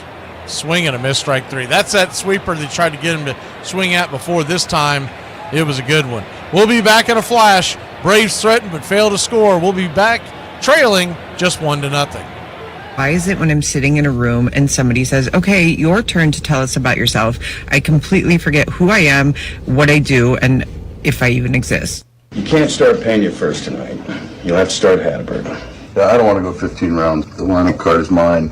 Okay, the lineup card is definitely yours. I'm just saying you can't start Pena at first. Well, I am starting him at first. I don't think so. He plays for Detroit now. You traded Pena? Yeah, and Menachino, Hilgis, Tam are all being sent down. You are outside your mind. Yeah, cuckoo. Number 29, The bat was like a wand in his hands, but what he did to pitchers was no illusion. I would simply say the best hitter that I ever faced. Period. No exception. The word magician instantly springs to mind and slaps singles and doubles and triples all over the ball field. And to be so audacious on the base paths, he was a wonder to watch. He's one of those pure hitters. Deep left, that ball is out of here. Home run for Rod Carew. When Carew made his big league debut with Minnesota in the late 60s, he gave immediate notice of his talent and work ethic. That devotion and prowess sent Carew to his first of 18 straight All-Star games and earned him the 1967 AL Rookie of the Year award. Rod could do so many different things with the bat, and he was such a smooth player. Although he played only half his 19-year career at second, Carew's speed and artistry with the bat enabled him to collect more batting titles than any other second sacker but one. Rod Carew won 7 American League batting championships, hit the ball all over the ballpark, and was just a great, great hitter. There's a drive to left field, base hit. There's number 3,000 for Carew.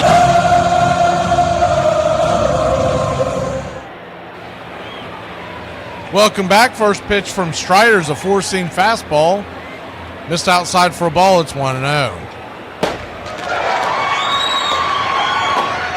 Thank you for the membership gifting, King James Hagan. First pitch on the way off that 1-0 is swung on and fouled straight back. It's now 1-1. 1-1 count. Going to try to straighten up this screen again. Not sure what happened here.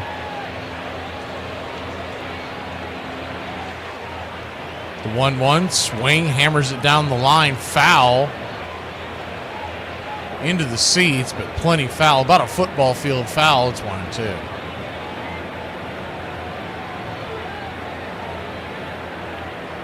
One-two count.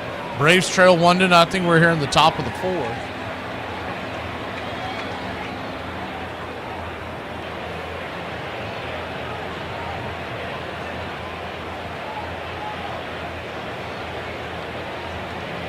Jeff McNeil lined out his first time up. The 1-2 swing, slaps it foul down the line. We'll do it again.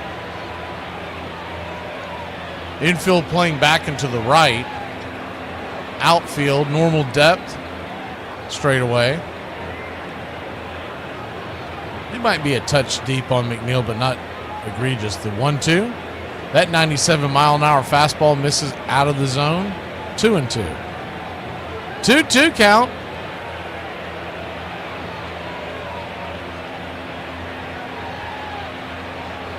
Strider turns and delivers.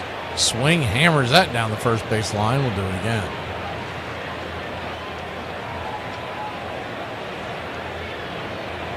Spencer Strider a little north where he wants to be on the pitch.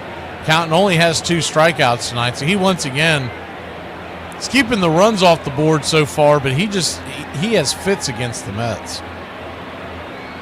The 2-2. Swing and a miss, strike 3. That's what we're looking for. One away.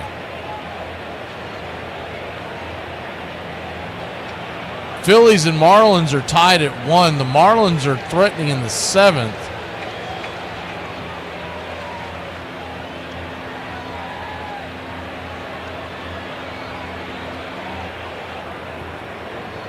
First pitch on the way to Tyrone Taylor is a 96-mile-an-hour fastball right down the pipe. It's 0-1. Taylor singled and came around to score after he stole second base his first time up. The 0-1, swing and a miss of that slider. It's 0-2. The 0-2 count.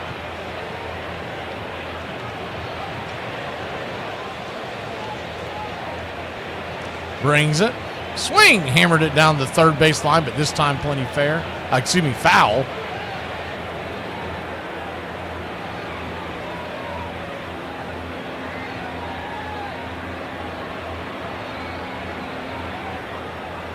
The 0-2 from Strider. Swing and a miss, strike 3. Got him with that slider. 2 down. Might have taken a few innings for him to get rolling, but he's starting to get some strikeouts. That's not nothing. You want to see Strider get as many strikeouts as possible. As a fly ball pitcher, you don't want to keep that ball out of play. 2 up, 2 down. First pitch on the way to Alvarez is a swing and a miss. He about blew out his back swinging at that slider. It's 0-1.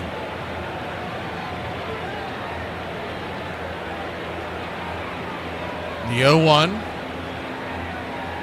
Alvarez grounded out his first time up. 2 home runs on the year, 10 RBI, 631 OPS. The 0-1 brings it. Fastball. Smashes it down the line, fouling out of play. It's 0-2. 0-2 count.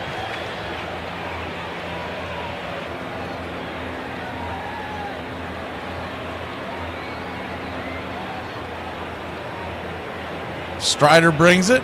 97-mile-an-hour fastball misses high and out of the zone. 1-2. If anyone is planning on meeting up for that Sunday, July 13th, to watch the Cardinals game in Atlanta, is the 1-2 in the dirt. 2-2. Get with PETA.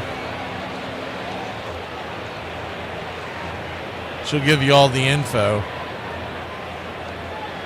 We'll give you the heads up on where it's out a little before we head up there, but I figure there's no point in putting it out there now. The 2-2. Swing and a miss, strike 3. As soon as I mentioned he was struggling on the strikeouts, Spencer Strider strikes out the side. We'll be back in a flash. The 2014 St. Louis Rams locker room was nuts. Okay, the two leading running backs, Trey Mason and Zach Stacy, both ended up in jail. Greg Robinson, the tackle, he got arrested with 160 pounds of weed. Stedman Bailey, receiver, he got shot in the head. Kenny Britt, he also led police on a car chase. Janoris Jenkins, you might remember he got kicked off of Florida. In the pros, they found a dead body in his house. Now, a wild locker room like this must have like a strong quarterback leader, right? Let's see. Austin Davis and Sean Hill. Dude, I watch football like a lot. I don't remember either of those guys. Last but not least, who led this fine group of men? Head coach Jeff Fisher and defensive coordinator / mob boss / scumbag Greg Williams. Napoleon Lajoie began his career with the National League Phillies, and soon everyone took notice. In 1897, Lajoie led the league in slugging and total bases, and the following year led the league in doubles and RBIs. He was already an established star, and something that the American League very much needed when they formed and had their first season in 1901. That year, Knapp moved cross town to Connie Mack's American League Athletics, where he had a year that all but defied belief. Lajoie has one of those seasons that when you look at it on the historical record for the first time, you almost blink and turn your head and come back and make sure you saw the numbers correct. He hit .426 that year. He won the Triple Crown and was far and away the best player in the American League. Lajoie was a huge man for a second baseman. He was 6'1", 200 pounds. We tend to think of Lajoie, because of his size, as something of a Fantasia elephant at second base, a lumbering sort, but all of the contemporary reports, and even his Hall of Fame plaque, refer to him as the graceful Larry Lajoie. Lajoie moved on to Cleveland early in the 1902 season and became so identified with them that the club came to be known as the Naps. Welcome back.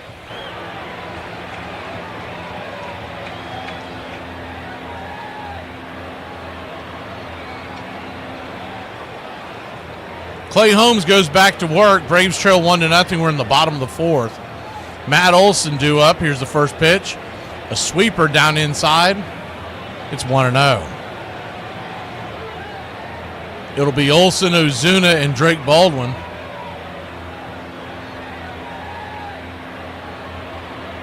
The 1-0. 91 misses high. Cutter. Call that a strike? Wow. 1-1. 1-1 count. That's a bad call. That was 2 inches at least out of the zone. The 1-1. 94. Grabs the outer edge. 1-2. If you're Olsen, you've got to be saying, man, both of those 2 pitches cannot be in the strike zone. Pick one or the other. Either your zone's a little wide or it's a little north, but you can't have me out here defending 6 feet of home plate. I need more than a bat. I need like an oar. The 1-2. Down and away, 2-2. Olsen looked back. It looked like he said something to home plate umpire. What if he said, "You sure that's not a strike 2 there, clown?" 2-2 count.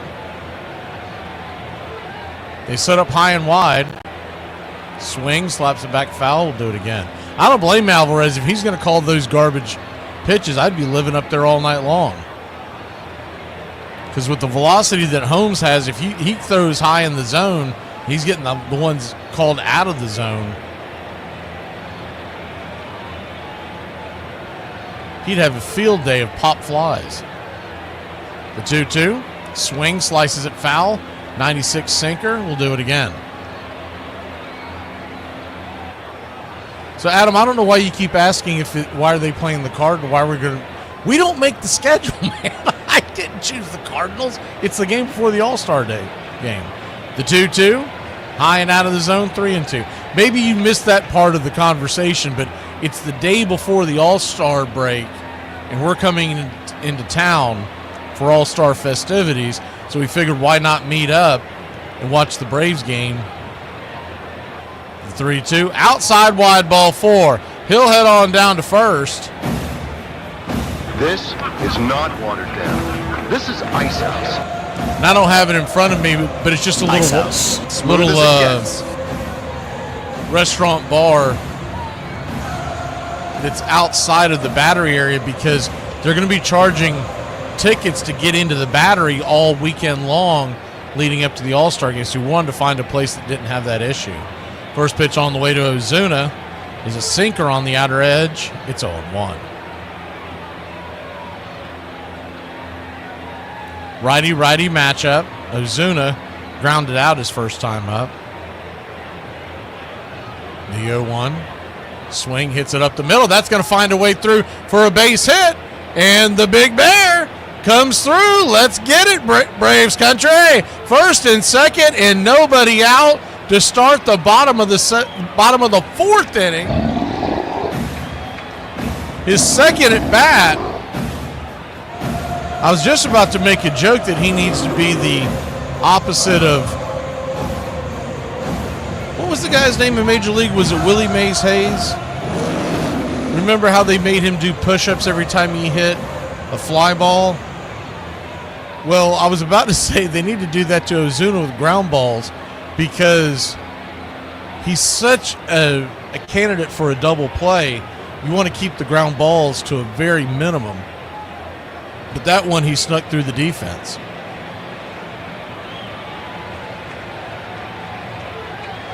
So 2 on, 2 out as Alvarez goes out there to talk to Clay Holmes.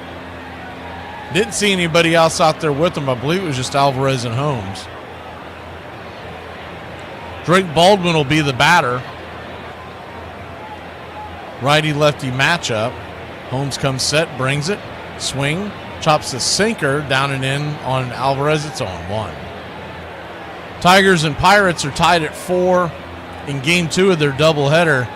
Tigers won the first one. That was Paul Skeen's day, that second game. I'm sure he's out of the game by now. It's tied at 4. Cardinals won the first game of the White Sox doubleheader. They're tied at 6 in the bottom of the 9th. Hopefully Chicago can get us a win if we try to creep even closer into the wild card standings. The 0-1. Swing, pops it up. Stays in play, it's going to be an out. It will stay in play. Foul territory. Mauricio makes the catch. 1 down. Bat at bat by Drake Baldwin. Chased a low pitch out of the zoning. Somehow got underneath it. So Ozzie Albies will be the batter. He struck out his first time up. The only positive I'll take for that, if Ozzie will strike out his first at bat every night, at least he'll see more pitches, get him ready for the next at bats. First pitch on the way. Swing! That ball's hit into left field. That's down for a base hit. They're going to scoop it up, and here comes the throw. It's going to be very, very close. Matt Olson is safe! A head-first slide. Holy cannoli! We're going to try to put this on so you can see it. I don't know what happened to the action vision. Holy cannoli! Ozzie Albies comes through with a slicer. Matt Olson got a very late jump. And about a 6 bouncer came in from the outfield from Tyrone Taylor. Olson slid, head first slide, got his left hand onto the dish, and he was safe by about an eyelash. So a good piece of hitting by Ozzie there. Back-to-back nights where he's really contributed. First pitch on the way to Harris. He tries to drop down a bunt down the third base line. It's 0-1. He was trying to bunt for a base hit. That was not a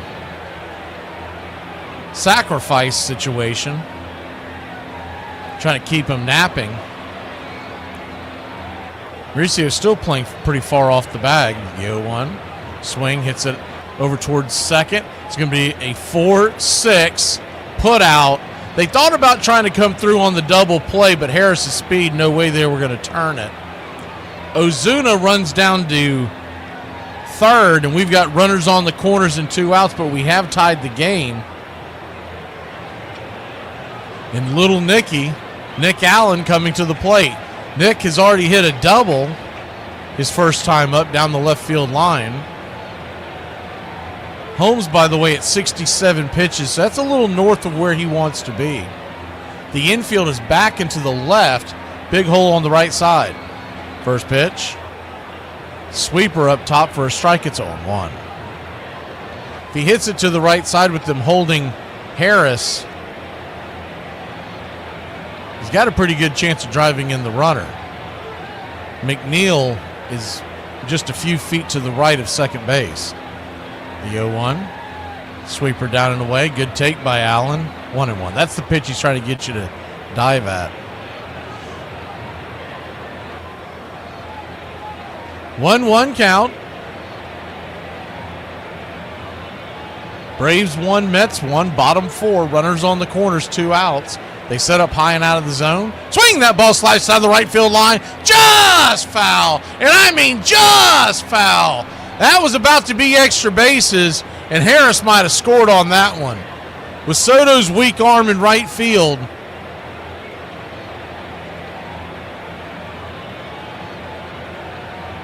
Phillies have taken a 2-1 lead on a Kyle Schwarber home run as well. They're in the 8th inning. Hopefully Miami can come back and make their life a living hell. The 1-2 to Allen. Brings it. Another sweeper. Another time that Allen just spits on it. It's 2-2. 2-2 count.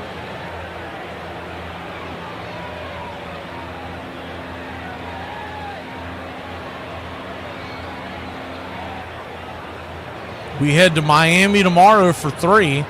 The rookie is going to take the ball. The 2-2. Swing, pops it up. If it stays in play, it will not. It just gets into the camera well area of the Braves dugout. We'll do it again, 2-2. If you missed the news, 20-year-old rookie right-hander coming up to start for the Braves tomorrow. They haven't officially announced it, but the word is good on the street. And also, not for nothing, the Mets and Phillies are starting a series, a 3-game series tomorrow in Philadelphia. So hopefully that'll wear the Mets down again. The 2-2, down and away, 3-2. Full count.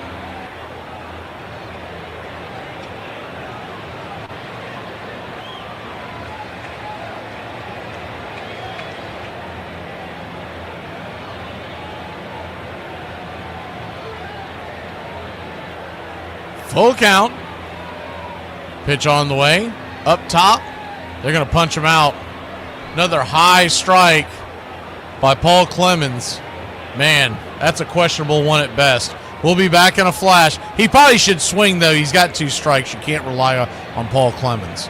I need help. I need to know if this baseball team name makes you uncomfortable. I coach youth baseball, 10 and under. So, the team is coming of age, but still, trying to be cool and hip with trendy words, and sometimes they just don't know any better. I decided that we were going to do some really cool, flashy uniforms, some cool colors. So we're talking black, teal, hot pink, purple, like the boys are pumped for these uniforms. So I sent them some mock-up logos, and I'm like, hey, y'all, we got to come up with a team name. The boys must have talked, and they came up with the name Drippy Donuts. I just thought they were talking icing drippy. Well, then one of the coaches was like, that sounds like something we need to take a shot for. The second baseman, Joe Morgan.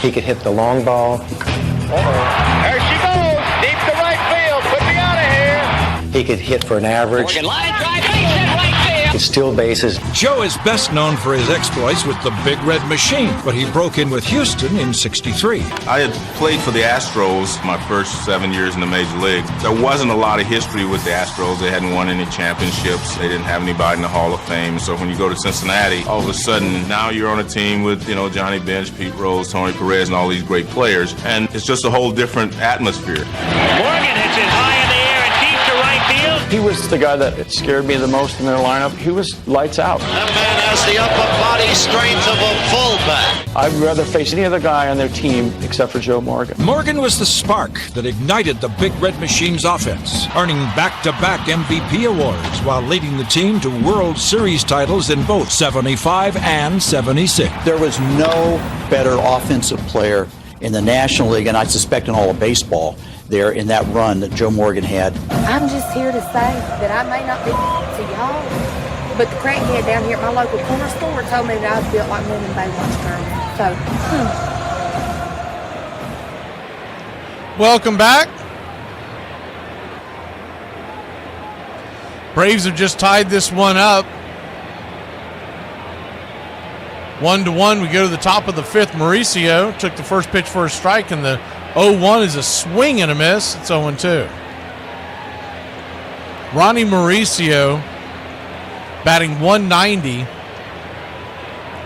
but he had the RBI single.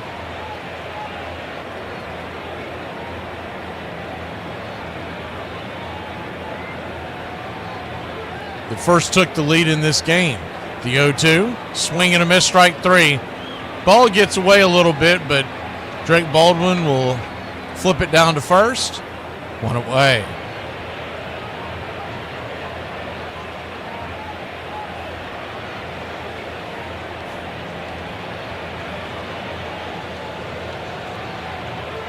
One down, and that's Spencer Strider's sixth strikeout. And fourth strikeout in a row.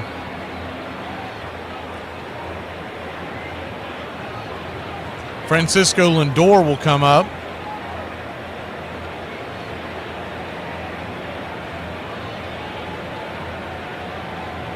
First pitch on the way to Francisco is 96. Top shelf for a strike. It's 0-1. Switch hitter from the left side. He's 0 for 2 tonight. Hopefully he gets out of town before his bat heats up again. The 0-1. Curveball in the dirt. 1-1. 1-1 count.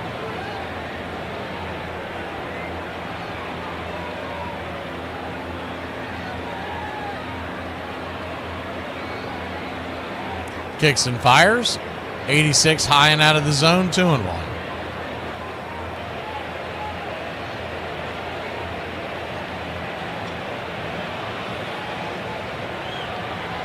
The 2-1 count brings it. Swing and a miss, 95. Top shelf, 2-2.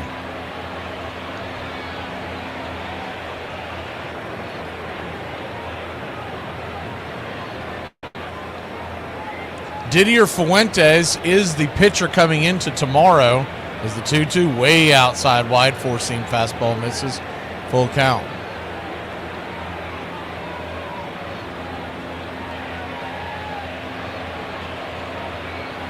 He's just 20 years old, and he just turned 23 days ago. He will be the youngest MLB starter as the 3-2. Misses high, exact same pitch that he called a strike three on Nick Allen. Exact. It's actually a little south. That ball, the bottom of that ball actually hit the zone. The one on Allen didn't hit the zone at all. That's what you call bad umpiring. Brandon Nimmo, who's 1 for 2 with the double and a stolen base, now stands in. First pitch on the way. He's 95 at the knees. It's 0-1.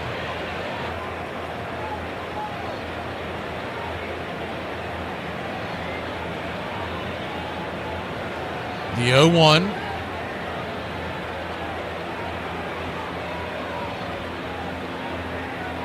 Turns around and flips it over to first to keep Nimmo close by. He goes diving into the bag, well under the throw.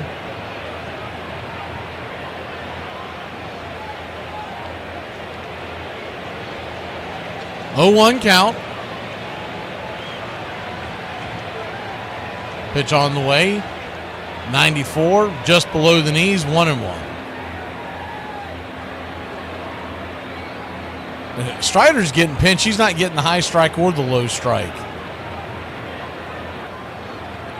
The 1-1. Brings it. Slider down and in, 2-1. Strider nibbling now.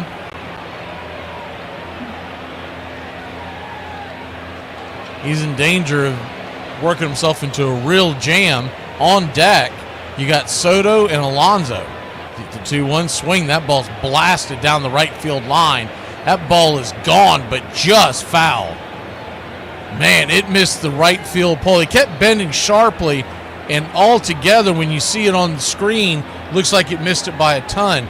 But it took a very sharp turn shortly before it hit the foul pole. In fact, Nimmo thought it was going to be fair as he started running. Whew, the 2-2. Strider steps off the bump to check off Lindor. Strider now has used both moves, so if he goes over there now, he's got to get him.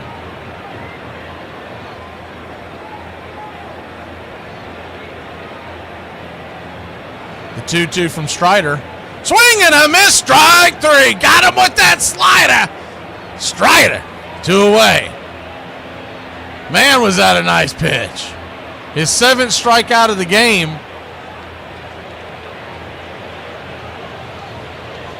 Strider die, baby. The quad father cranking it up. 5 strikeouts in the last 6 batters. He'd been kind of ho-hum before that, just 2 strikeouts in 3 innings. First pitch on the way to Soto is 95, P at the knees on the outer edge, smacking the black. It's 0-1. Soto 1 for 2 at the single in the first. So with Fuentes coming in to pitch tomorrow, that bumps everybody back a day. The 0-1. Fastball, P at the knees. It's 0-2. If you remember, we talked about it on Braves Country today. I felt like that had to be a thing. I had no idea who they were going to call up. I'm shocked that it's someone this young. But it must be someone they really want to see and expect him to do things next year, because you're not going to start using options on a 20-year-old unless you think he's just about ready. And a lot of this has to do with the injury to A.J. Smith-Shawver, but nonetheless, they could have picked a ton of other arms to pitch one game against Miami. I think it's a great setup, though, because when you look at Miami's roster, I'm not going to say they're a AAA offense, but they have a lot of guys that are playing day in, day out that wouldn't be starting for most clubs. They still have a few good bats there. The 0-2, swing, chops it over towards second. Ozzie should have it. He does, flips it to Matty, and that'll end the inning. So he gets out of the jam. We go to the bottom 5. We're tied. Let's see if we can grab that lead here in Braves country. You're living in the past, man. You hung up on some clown from the 60s, man. Hey. Hey. What's your name? Joe. John. What is it? Joe John. Name's Joe John? Johnston, Joe. You want to tell me what happened here? There's a fire. I don't know. I came by and was checking out the fire. Well, that lady, she said that you two were in the building when the fire started. Yeah, she's a liar, because I don't know her. So whatever she says is a lie, so... Okay, so you're saying you weren't in the building with that woman? No, not I. All right, she started it, all right? Because she was like, I hate my job. I'm going to burn this mother down. And I said, you better not. You better not. She said it was an electrical fire. It was. It was a total electrical fire. At first base is young Don Mattingly. When you have a new kid, you try to tell him everything that you need to tell him to be aware of. And one thing that I forgot to tell him was, I know you're a good fielder, but so am I. Guy bunts, and I ran over down to the first base line, getting ready to field it when I hear this, I got it. So I got to jump it out of the way. What a play by Mattingly. I thought Goodby was the only one who had a chance, Bill, on that. And I went over to him and I told him, I said, the next time you call me off a bunt, I'm going to say your butt's going to be back on that plane as fast as you got here. So the very next inning, the leadoff guy gets on, and I know he's going to bunt. So when I stepped on the mound, I heard this little whistle. When I turned around, he was by first base, and he was, where you want me? I said, you stay right there. I gained so much respect for him because he was playing behind me. He wasn't playing by himself. And that showed me a lot about his character. Braves Country Radio, your home for the classic call of Braves Country Baseball.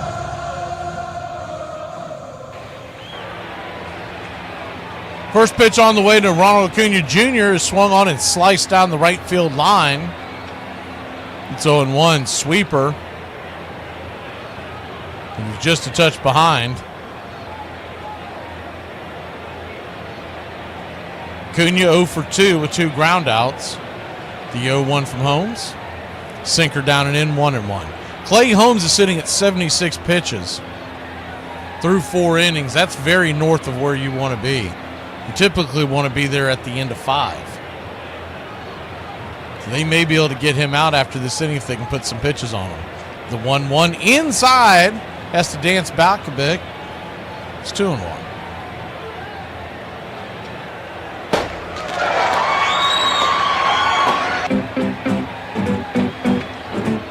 Thank you for the gift. Gifting the memberships Iron Lung, the 2-1 pitch. Sweeper well off the plate. Ball 3, 3-1. 3-1 count.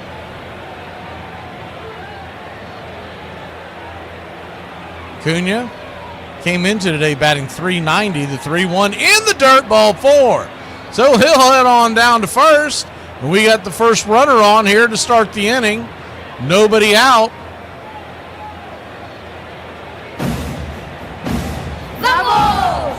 Bravo.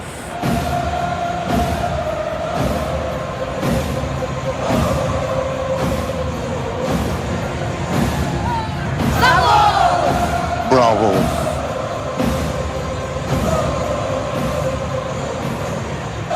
First pitch on the way to Verdugo is a cutter up top for a strike. It's 0-1.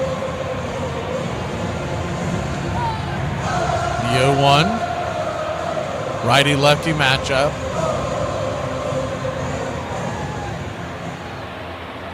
They set up high and tight. Pitch, swing, chopped off his instep. It's 0-2. Strider is sitting at 86 pitches.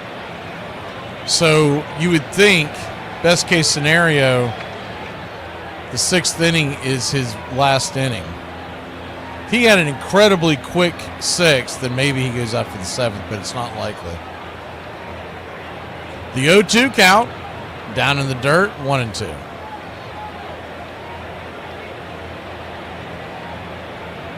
And honestly, that's when your manager's got to go over and talk to the guys on both sides. If I'm the manager of either one of these teams, I'm letting them know, hey, his pitch count's getting up there, so if you can eat some, we can get rid of this guy. The 1-2, pitch on the way, swing and a miss, strike 3. Change up, miss. Changeup was going to be close enough to the strike zone. It might have been called anyways, but a swing and a miss, one away.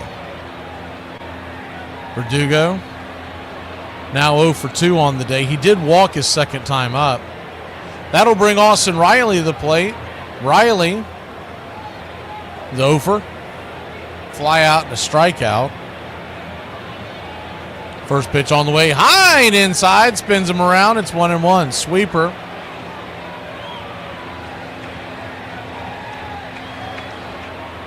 Not quite as close as Riley made it out to be, but when you've been hit as many times as he has in the hand, I'm sure he's diving the heck out of there no matter what. The 1-0. Swing! That ball's laced into right field. Hammered! Here comes Acuna. Rounding second, heading for third. He is safe! And Austin Riley comes through with a base hit. Runners on the corners. Blue, you're my boy!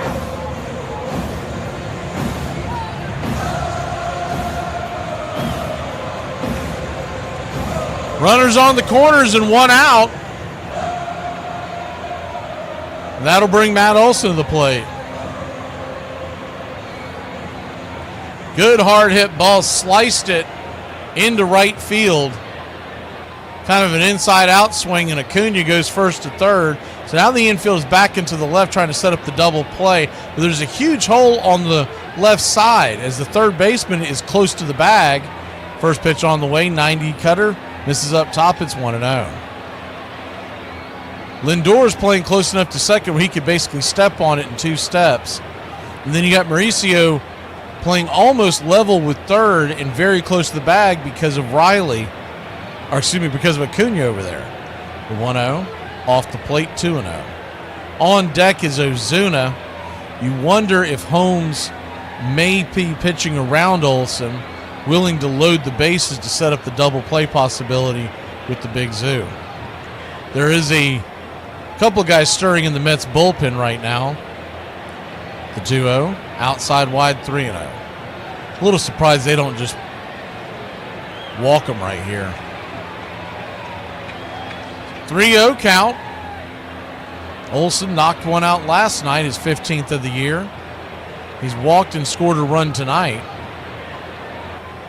The 3-0 swing pops it back foul, 95. Into the crowd, 3-1. Very surprised that they didn't just walk him.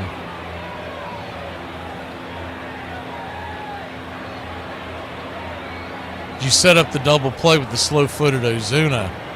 You hang one to Olson, man, this place could explode. The 3-1. Down and in, ball 4. So they pitched around him, and a good at-bat by the Ice House. And it looks like it's not watered down. This is Ice House. Ice House. Smooth as it gets. Pitching coach Jeremy Heffer's coming out there to talk to Clay Holmes.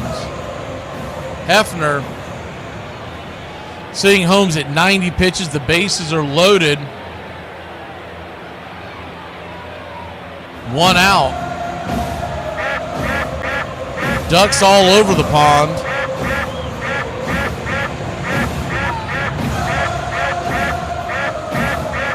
And Hefner will head back to the dugout.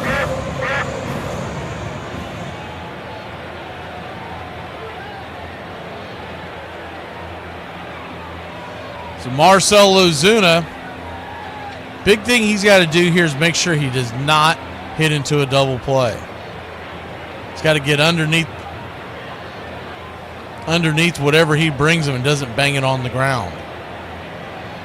First pitch on the way, outside wide, it's 1-0. To add to the drama, Drake Baldwin stands on deck.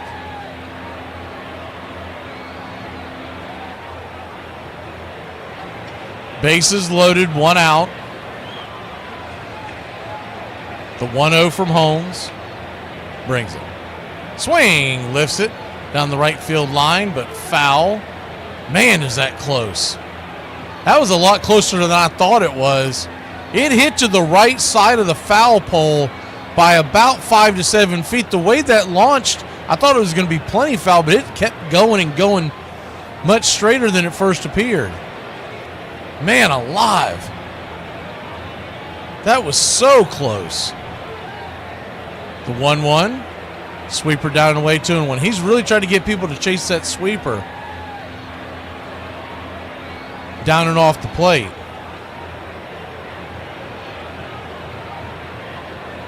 Two 2-1 count.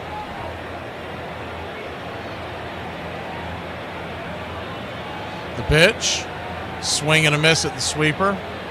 2-2. That's the good sweeper that he has. One that just dives off the plate at the last second. What he's been having trouble with is he's got that sweeper a lot of the times. It's so far out of the zone, the batter's picking up on it and they do not offer. 2-2 count. Bases loaded, 1 out. Need a sac fly here. The 2-2 swing. Slices it foul and out of play. Talk about a game of inches. I mean, we're talking about just a few feet to the left, and this is a 4-run game. That fly ball by Ozuna.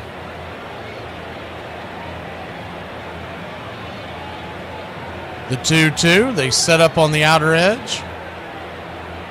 Now he drifts inside. Caught looking, strike 3. Pitch is a tad below the knees, but it's so borderline that you got to swing. And I know he doesn't want to swing at the low ball because that's not his game. But honest engine, that pitch,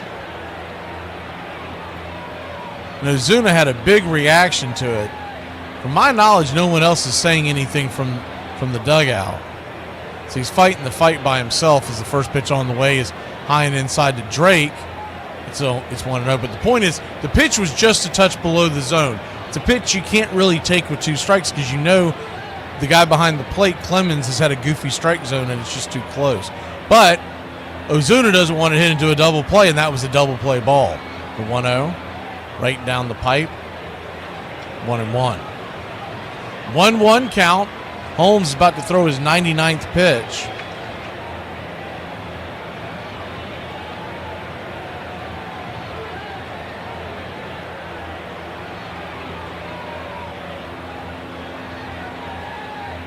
Turns and kicks. 96 on the intercut. 1-2. I mean, Clemens has had a really big strike zone when the Braves have been at bat. Not so much when Strider's been at bat. He's been pinched a little bit. But it's been more obvious anyways with Holmes because he hasn't been in the zone the whole night. Holmes going to step off the bump. He's about to throw pitch number 100. He looks like he's at the end of his rope. The 1-2. Down and in. Did he go around? They're going to say he did not. 2-2. It's kind of an excuse me offer. Very close to getting rung up there. 2-2 count, 2 outs. Bases juiced. Drake Baldwin still looking for a hit. The 2-2. Swing. Chops it off the plate. We'll do it again.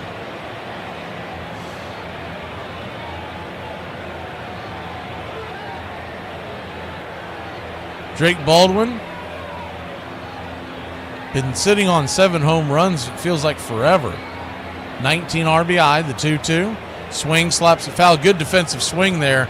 That pitch was close to the edge, too close to take, and that's what that's what you kind of have to do. You think that pitch might be called a strike with 2 strikes, you got to defend the plate. He has matured beyond his years as a batter, especially when you see some of the other guys in major leagues today. The 2-2 to Drake. Pitch. High and out of the zone, ball 3. So now the runners will be on the move, and more importantly, a ball equals the lead. Clay Holmes is at the end of his rope. He's got 103 pitches in 5 innings. So it's not just so much that it's over 100, it's the fact that he's done this in less than 5 innings. 4 2/3 to be exact. Looks like Alvarez is going out there to talk to Holmes. Probably trying to give him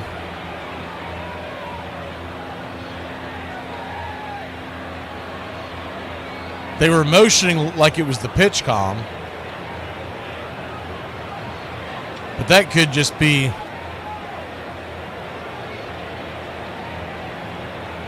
as Alvarez is going to go out there and talk to him now.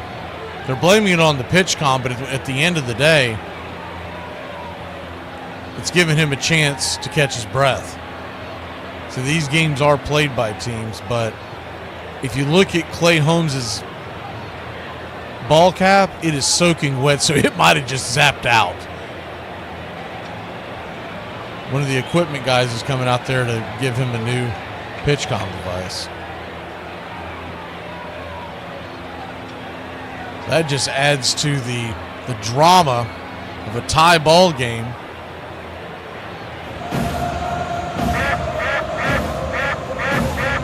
Bases loaded, 2 outs, ducks all over the pond.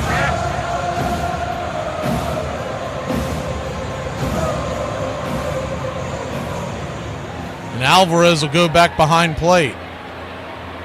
What you hope is that all that long duration might throw off his timing and we get a free run here. The payoff pitch to Baldwin. Down and in, ball 4. That's exactly what happened. He missed the zone by a mile. And the Braves take a 2-1 lead. The Drake. I love the Drake. How could you not like the Drake? Who's the Drake? The Drake is good. Brazaban is going to come in from the bullpen. That'll be it for Clay Holmes. We'll be back in a flash with the bases juiced here on Braves Country.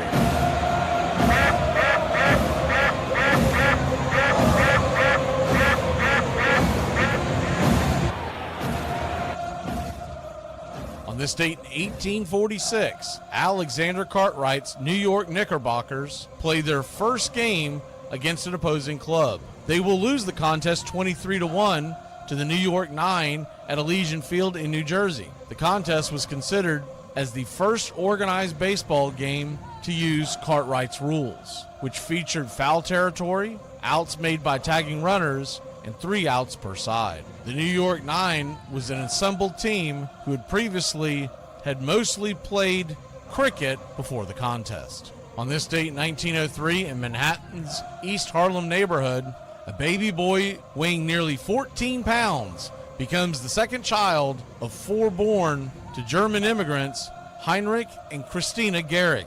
The parents named their only surviving child Lou, a future Hall of Famer first baseman for the New York Yankees. And on this date in 1942, Boston outfielder Paul Wainer singles off of Rip Sewell to collect his 3,000th hit in the team's 7-6 loss to the Pittsburgh Pirates at Boston Braves Field. 39-year-old Big Poison becomes the 7th major leaguer to accomplish this feat and the first to do it since 1905. It should be noted he requested an infield single 2 days before to be registered as an error, as he wanted his 3,000th to be clean.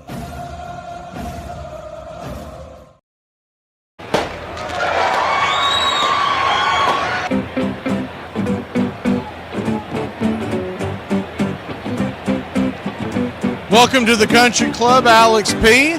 Thank you for the gift membership to the Country Club members. And Brazaban's got a 1.62 ERA set to face Ozzie Albies. The bases are still loaded, and there's still 2 out, but the Braves have taken a 2-1 lead. First pitch on the way to Ozzie, way outside wide. It's 1-0. You'd love it if Brazaban just couldn't find the strike zone the first batter or so. Give us another run or 2. The 1-0. Misses high, 2-0. 95-mile-an-hour fastball high and out of the zone. Call it the sinker. 2-0 count. It's hard to call a pitch a sinker when it rises. 2-0 count. Brings it in. Sinker misses. Ball 3, 3-0. So a 3-0 count. Bases loaded. I mean, I'm handcuffing Ozzie's bat right now to his leg so he can't swing it. The 3-0 to Ozzie. Outside wide, way outside wide, ball 4, and he'll head on down to first, and the Braves will score another run. Let's get it, Braves Country! I'm the Wiz, I'm the Wiz, I'm the Wiz, I'm the Wiz, and nobody beats me. 4 pitches, only one of them was close to the zone. Brazaban, by the way, he is a 4-pitch reliever. As the first pitch is a changeup below the knees called for a strike. That seems like a charity strike right there. It's 0-1. He throws a sinker, which is realistically a fastball at 37% of the time. The 0-1. That changeup was right down the middle.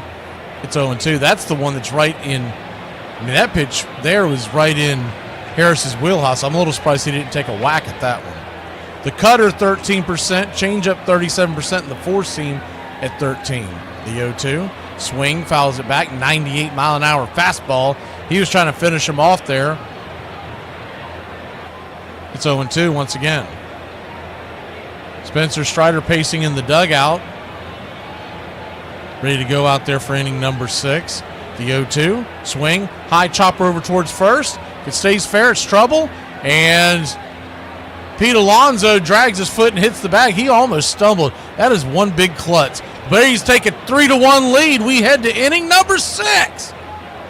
3-1 Atlanta, baby. Who the is Raul? What are you talking about? Right there. Who's that? Oh, autocorrect must have... Autocorrect my ass. Who's Raul? Think about it, Paul. Think about it, It's Raul. R-A-U-L. R-A-U-L. It autocorrected. Who the Raul? Oh my God, that was supposed to be a P. I did not... Powell? How do you spell your name? P-A-U-L. And what does that say? Raul, R-A-U-L. Oh my God. You just showed me. What the hell? Exactly. Now that you mention it, though, Mom, I'm actually meaning to ask how Raul's been doing. What?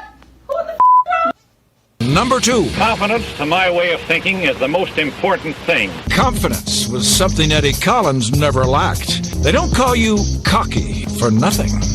Every player, when he goes to that plate, ought to feel the pitcher can't get him out. Eddie Collins could do it all. Hit, run, field, throw. He was a magnificent ball player. Eddie played 4 different positions his first 3 seasons, but by 1909, he became a fixture at second for the Philadelphia A's budding infield dynasty. Collins was the star of the $100,000 infield. If you're going to look at monetary value, he was worth $80,000 of the $100,000. Collins captured the American League's Most Valuable Player Award in 1914 and helped his ace secure 3 World Series titles in the course of 5 years. People think about dominant as 40, 50 home runs, but you can dominate by being a little guy who hit for high average. Or by stealing bases, which Collins did with alacrity, leading the league 4 times, stealing a career-high 81 in 1910, and finishing with the most thefts ever by a second baseman. I would argue that Eddie Collins is still the greatest second baseman baseball has ever seen. You can bring up Nap Lajoie, you can bring up Joe Morgan. I'd take Eddie Collins. From Bobby Boucher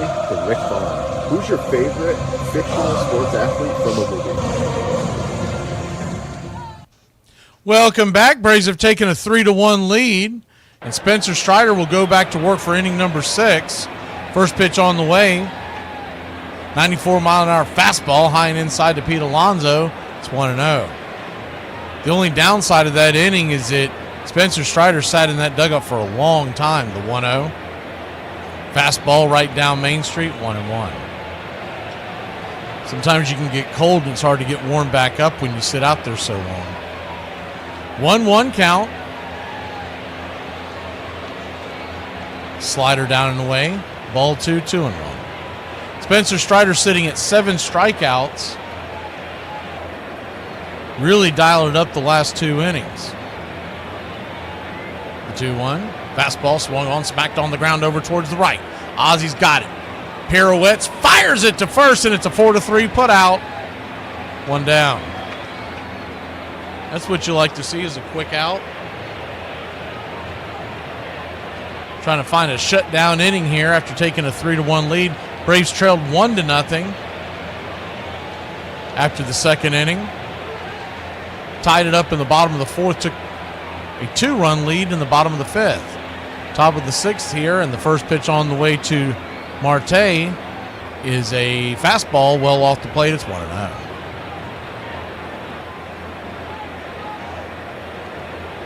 The 1-0, kicks and fires.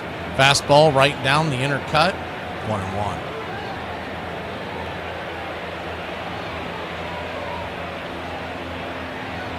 One count. Kicks and brings it. Swing, lifts it. High and deep into right field, drifting back on the warning track. Making the catch is Ronald Acuna Jr. for a loud out number 2.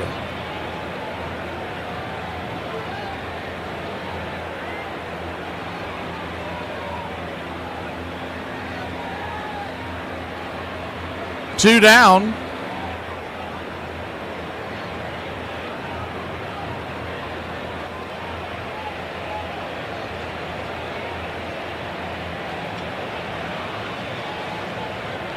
Jeff McNeil, the batter, first pitch on the way.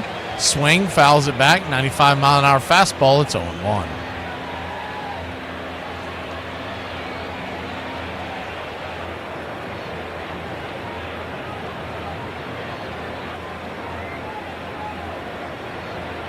The 0-1, righty-lefty to Jeff McNeil. In the dirt, curveball nowhere near the zone, 1-1. 1-1 count.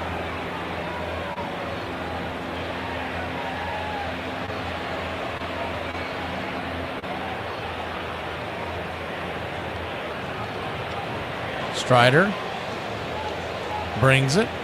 Swing, rips it down the first base side, but foul. It's 1-2. 1-2 count. Sitting at 96 pitches. Most likely his last inning, and probably they may give him one or two more batters at the most, but I'd say this is either his last batter or they give him one more. De Los Santos is warming up in the bullpen. The 1-2. Swing and a miss, strike three. Most likely his last pitch, and that was a hell of a fastball by Spencer Strider. Mets go down 1-2-3. We go to the bottom of the sixth, leading 3-1. It is 2 o'clock in the morning. I think it's time you got your ass in the bed. That's where I'm so sorry. I wish I could do something, but I can't. I don't know what to do. Hey, Sugar, you need to get up and you need to pull yourself together. You got this, okay? Stop sulking. There's no denying that our top second baseman stands above the rest. Any way you look at it, Rogers Hornsby is the greatest hitting second baseman of all time. The guy was a beast. The guy hit for power. He ran. He could field his position. He was unbelievable. Brash and blunt, Hornsby seemed to hold the opposition in disdain. Will you explain why you stand in the extreme corner of the box, Rog? Well, it gives me the advantage of stepping in and hitting the ball to any field. The career of the man they called Raja blossomed with the advent of the live ball era. He won 7 batting titles and did so with power never seen at his position. What was Hornsby's difference from all the second basemen who had gone before and those who had come after? It was the extraordinary total base power. Consider that he is the only second baseman ever to exceed 400 total bases, and he did so twice. Hornsby's combination of consistency and power won him 2 Triple Crowns, a feat matched only by Ted Williams. Hornsby for 5 consecutive years averaged over 400. It almost looks like a misprint in the record book. Hornsby is the best second baseman of all time, but the manner in which he roared through the 20s takes him to still another level. If you go back to 1920, you find that Rogers Hornsby led the National League in average, on-base percentage, and slugging every year for a 6-year stretch. Even Babe Ruth didn't dominate the league to that extent. I ain't gonna lie, whoever came up with a 30-minute lunch break, they need a 30-minute ass whooping. First pitch on the way to Nick Allen is right there for a strike, a sinker inside. It's 0-1. Righty-righty matchup. Allen and the top of the order due up. The 0-1 sinker misses outside wide, 1-1. Thank you for the Country Club memberships. Ken Scott Paper Company, the 1-1. Hammered up the middle. That's going to go off the glove of Brazaban and drift over towards the third base side. Mauricio will grab it, but it's going to be an infield single by Nick Allen. He's playing a little ping pong or maybe better pinball there to get himself an infield single. Hitting? Not about muscle. It's simple physics. Calculate the velocity V in relation to the trajectory T, in which G, gravity, of course, remains a constant. It's not complicated. I was listening to New York's #1 sports show this morning a little bit. I always love to listen to them when the Braves beat the Mets. And as the first pitch on the way is a change-up inside, it's 0-1. And all they continue to call Truist Park is their little house of horrors. Just talking, it all stems back to the 2022 season when all they had to do is come in and win 1 game, and they would have won the division after being up 10 games in June. As the 1-1 misses inside. 0-1 misses inside, excuse me, it's 1-1. 1-1 count. And it's just funny to and they're just talking about how it's all falling apart, and there is the 1-1. Inside, 2-1. 95-mile-an-hour fastball up in near the hands. It's funny to hear their reactions because I'm still thinking, I'm like, man, if I'm a Braves fan and you put us in opposite positions, I'm not stressing. As the 2-1 swing chops it down the third base line, it's 2-2. I'm thinking, man, we got a huge lead on the Mets. I'm not worried. I'd be more focused on what the Phillies are doing and the fact that you have to play the Phillies this weekend. And you do wonder if there comes a point where their manager, Carlos Mendoza, is the 2-2, down and away 3-2. Let's say this game gets away a little bit. Let's say we put a couple of runs here. Is there come a point where they're going to punt it and not want to wear out their bullpen because they have a tough series going in to this weekend playing the Phillies? The 3-2 swing, that ball's belted down the left field line, just foul. Man, he hammered that. The runner was on the go. Nick Allen had taken off. Wasn't really a hit and run, but it looked like that. Pitch was on the inner part of the track, and he hammered it, just couldn't keep it straight. Infield back into the left. Acuña's going to call a timeout after Braziban staring him down, trying to play that cat and mouse game. So a full count, runner at first, nobody out. The payoff pitch, down below the knees, ball 4. Allen once again had taken off, but it doesn't matter. We've got runners on first and second. Nobody out. Bravo. And Dr. Doogie coming to the dish.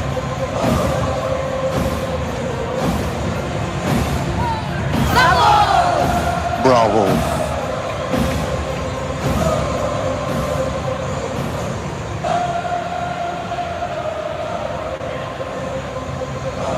First pitch on the way is a sinker.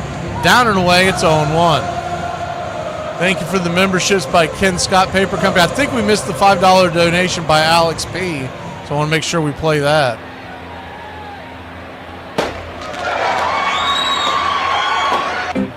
The 1-0 is right there. Doogie was trying to drop a bunt. He smacks it foul. It's 1-1. I haven't seen Doogie drop a whole lot of bunts. I don't know if he's a bunter. It didn't look like it from that attempt. 1-1 count. Swing, chops it back to the mound. It's going to be a tough play by Braziban, so he'll just flip it to first. So essentially, that's what we got out of it, and that's not nothing. We'll go ahead and play his tune because essentially Doogie had a swing and bunt, and the runners moved to second and third. What's going on? Blood pressure's coming up. The pulse is getting stronger. Get the OR ready. We've got a live one going, and we want him to stay that way. He probably looks at it as a bad at bat, but it was really a very effective at bat. Because now you got Austin Riley. Second and third, one out. Time is called by home plate umpire. He's going to call it a pitch timer violation. It's 1-0. Braziban doesn't like the call. The clock is so far to the left nowadays that I have no idea if that's the case. First pitch on the way off of that is a fastball high and inside. It's 2-0. Good to see you, Timmy. The 2-0. Inside, 3-0. Good to see you, Golden Eye. Catherine Taylor. Jen J, good to see you, the 3-0. Inside, ball 4. So now the bases are loaded once again. Ducks all over the pond.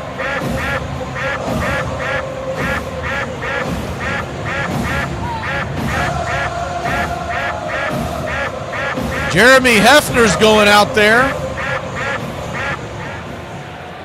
to talk to his pitcher, the pitching coach. I feel like with a last name like Hefner, they just need to get him a robe. Go out there and talk to his pitcher. Bases loaded, 1 out.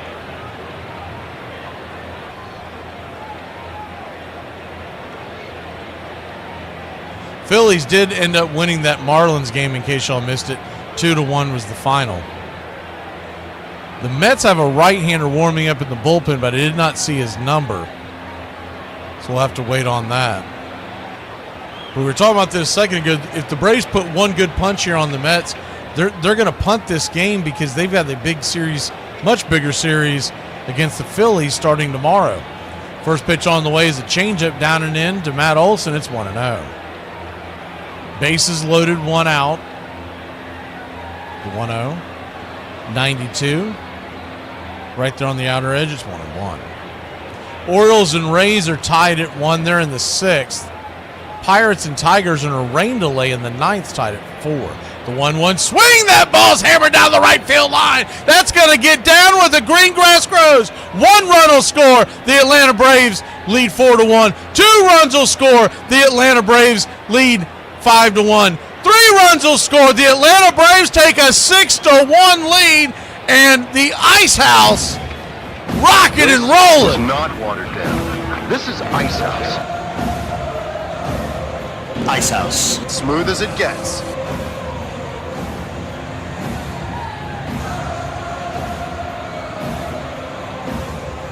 Holy Toledo.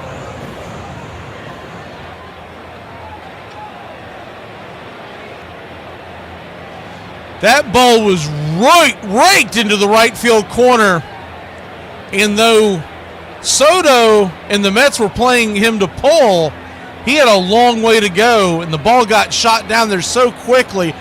Riley scored all the way from first. That's going to be it for Brazaban, who came in with the 1.62 ERA, and the Braves knocked him out the box. We'll be back in a flash here on Braves Country.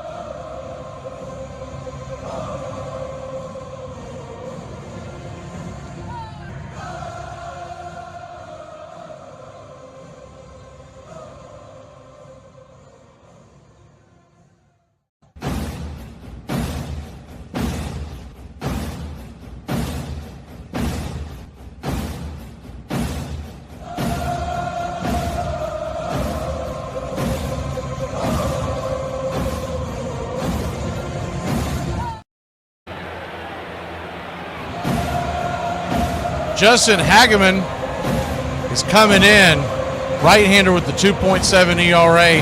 He is definitely the front of their bullpen. So I'm not saying they're waving the white flag, but they're not going to waste their big bullets down by 5 runs with the Phillies on deck tomorrow. First pitch on the way to Ozuna. He's 89 at the knees. It's 0-1. Hopefully the Braves can continue to tack on. We can continue to save our bullpen. The 0-1, down and away, 1-1. With the rookie being called up tomorrow to get the start against the Marlins, you really don't know what you're going to get out of him as far as how many innings. The 1-1, right there at the knees, 1-2. They'll have to send somebody packing. And they could be DFAing Ruiz. 1-2 count. Swing, slices it over to first. Alonso has it. He flips it over to Hageman, who's covering the bag. It's going to be a 3-1 put out. 2 down. On the play, Matt Olson cruises down to third base.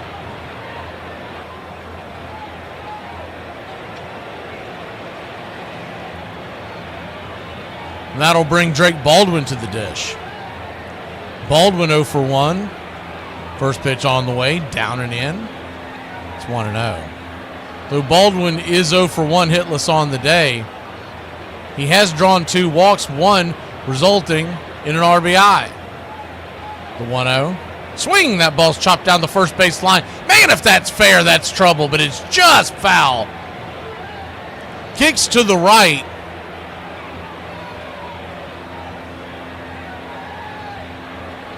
And Pete Alonso would have had a lot of trouble with that ball if it stayed fair.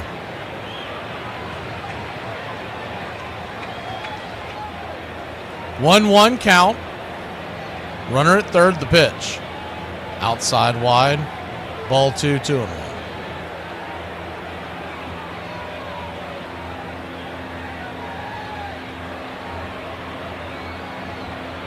The 2-1. Braves lead at 6-1. Bottom 6, the pitch. Swing, chops it foul, 2-2. Standing on deck is Ozzie Albies. He's 1 for 2 on the day with 2 RBI.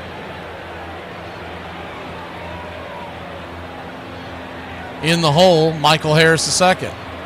The 2-2 to the Drake. Swing, chops it foul. We'll do it again.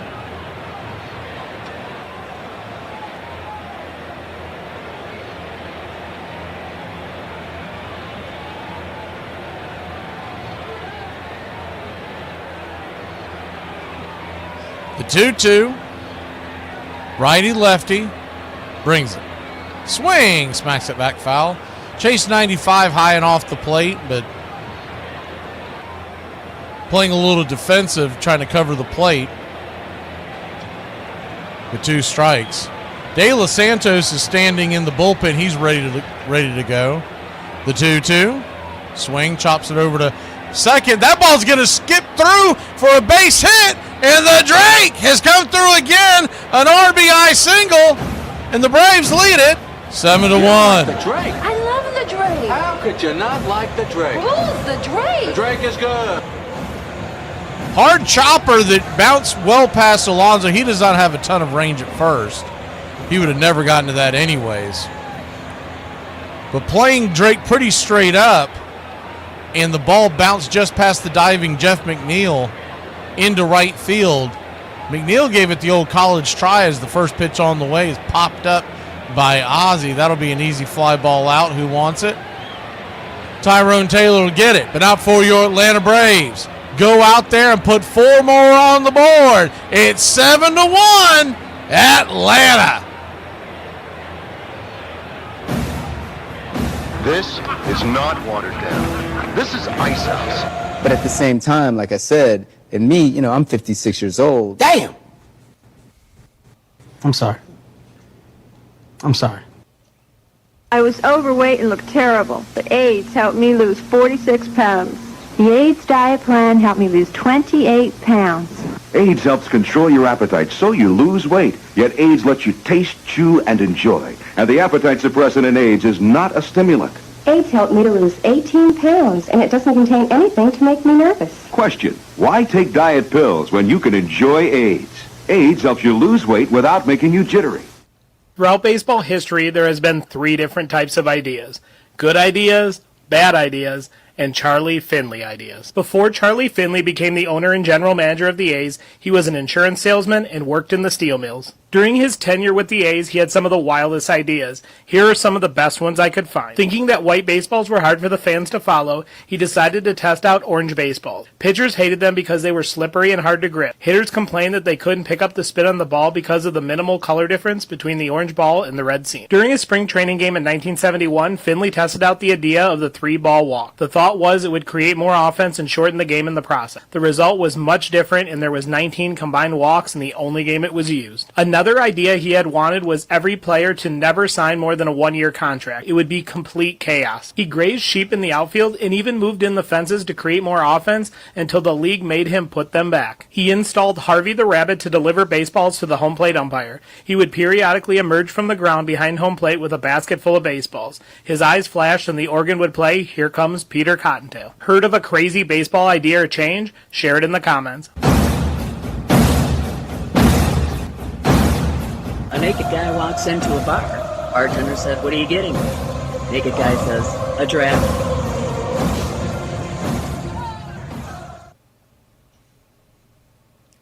Welcome back.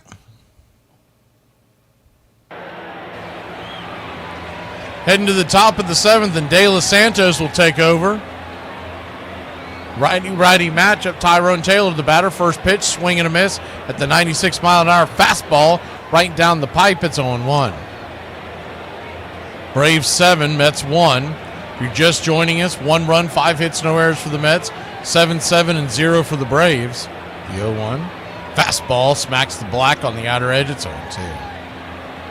De Los Santos looking to right the ship. His last time out, he really got knocked around by the Colorado Rockies. But all in all, he's been a great find this year. The 0-2. Swing and a miss, strike 3. Got him with the slider, one away. Heck, he just struck out Tyrone Taylor in 3 pitches. Locked that man up to a multi-year contract. 1 down.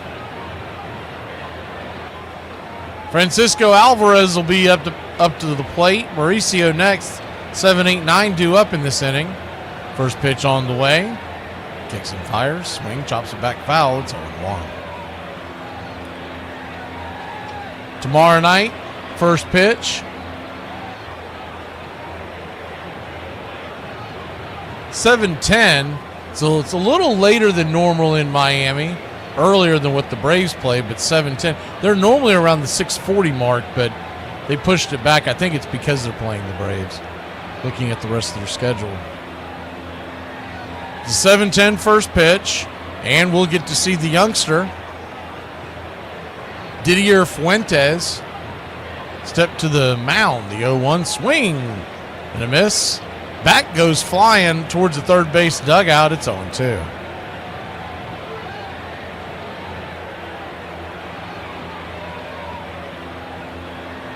That bat went airborne.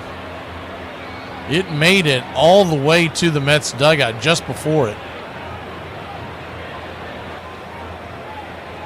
0-2 count.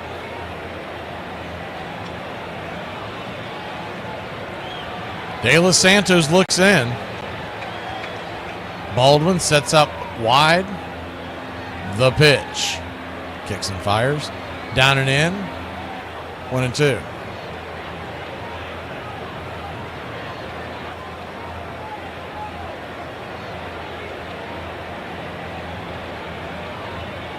We'll talk about Fuentes tomorrow on Braves Country Today at noon Eastern as the 1-2. Fastball misses high and out of the zone. 2-2. What you can expect for him for tomorrow. The 2-2. Down below the knees. Full count.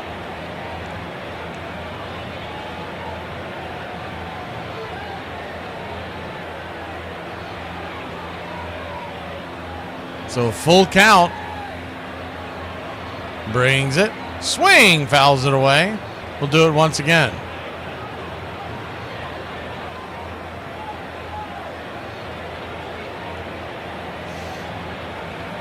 Top of the 7th. Braves lead at 7-1. Infield back and to the left. The payoff pitch once again. Swing. Fouls that away. Wasting away a couple of pitches there, making them work a little harder.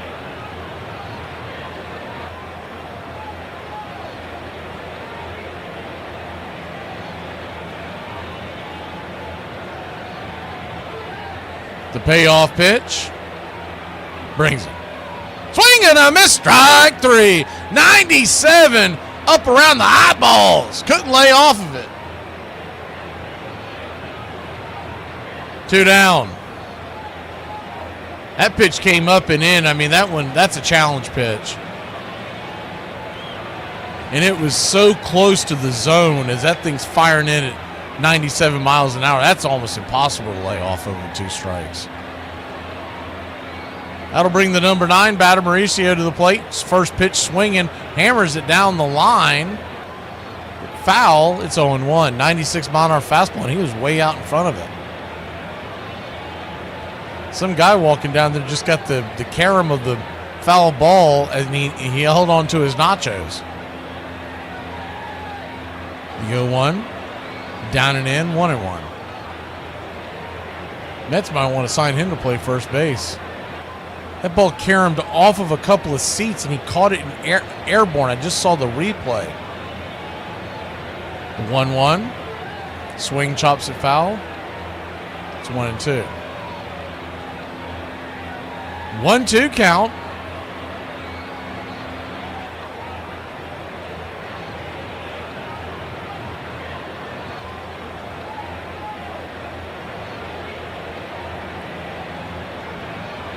Dylan Lee is warming up in the bullpen, so that's interesting.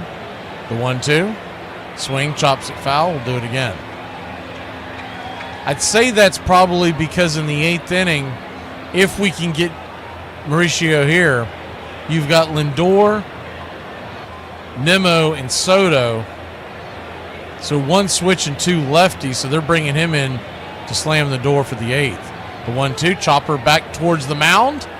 De Los Santos grabs it, flips it to Matty, and 1, 2, 3! De Los Santos bounces back in a big way. We'll be back in a flash. Get up and stretch, Braves country.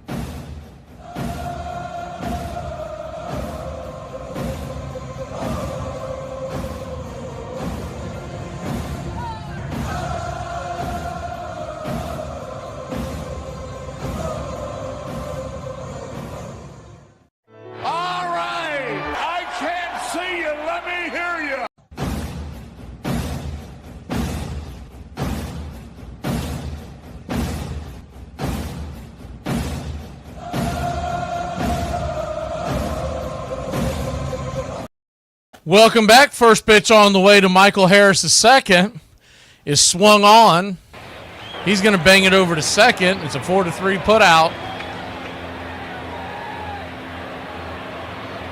1 away. Harris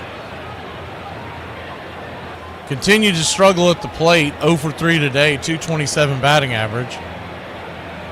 Nick Allen, your batter. First pitch on the way. Fastball. Well off the plate. Called for a strike. It's 0-1.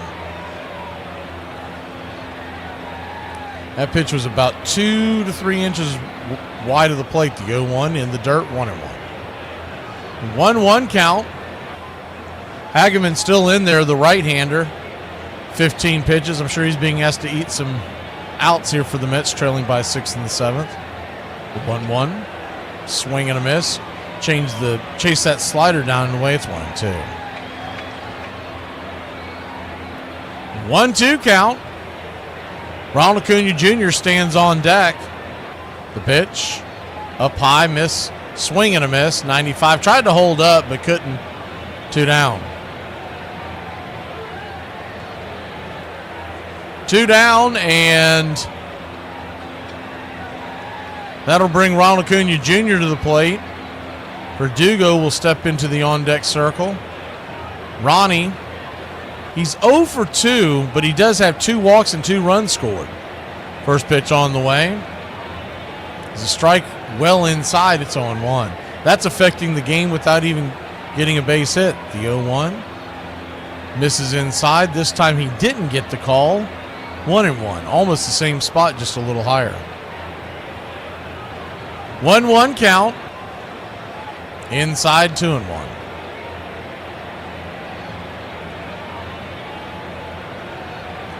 Braves 7, Mets 1.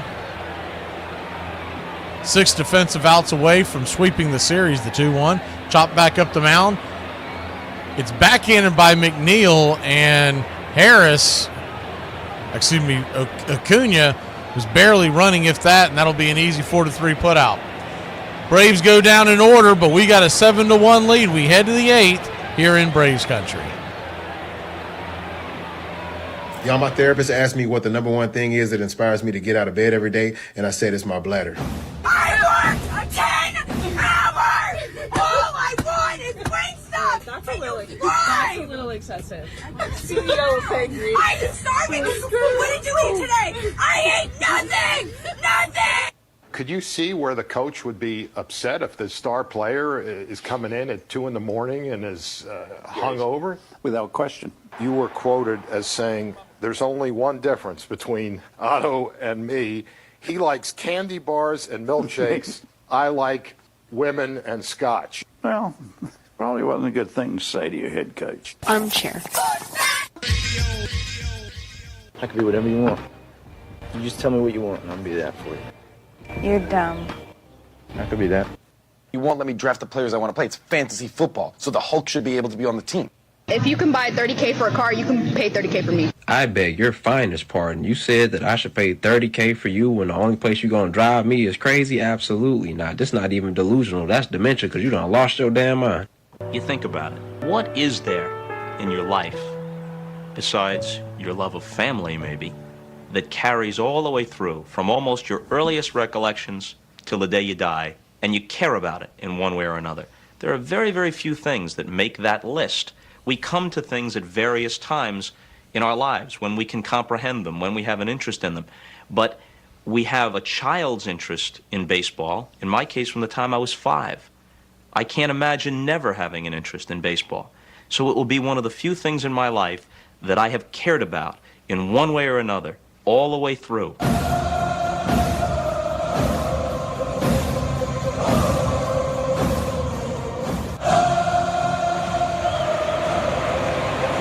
Welcome back.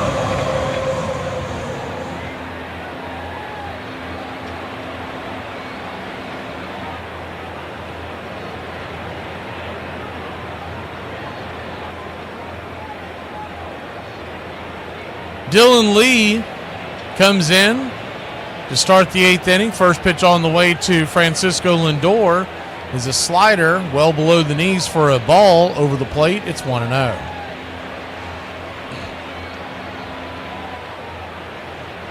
The 1-0. 93 at the knees, 1-1. 1-1 count. Pitch on the way, swing, chops it back to the mound. Lee has it, flips it to first. It's a 1-3 put out, 1 down. Nicholas talking about pulling a card for Michael Harris. I hope he gets his career straightened out. Right now, I'm not sure if that card's going to be worth anything. But hopefully he turns it around because it's been bad this year. I still think that he's got the ability to do it. I just think the Braves have to quit messing with his head and leave him at the bottom of the order. First pitch on the way is a 4-2 four-seam fastball to Brandon Nimmo. Fouled straight back. It's 0-1. He's not going anywhere. I mean, at that rate that they paid him for the long-term contract, it's not someone anybody wants, so they can't trade him, so the Braves are going to have to teach him.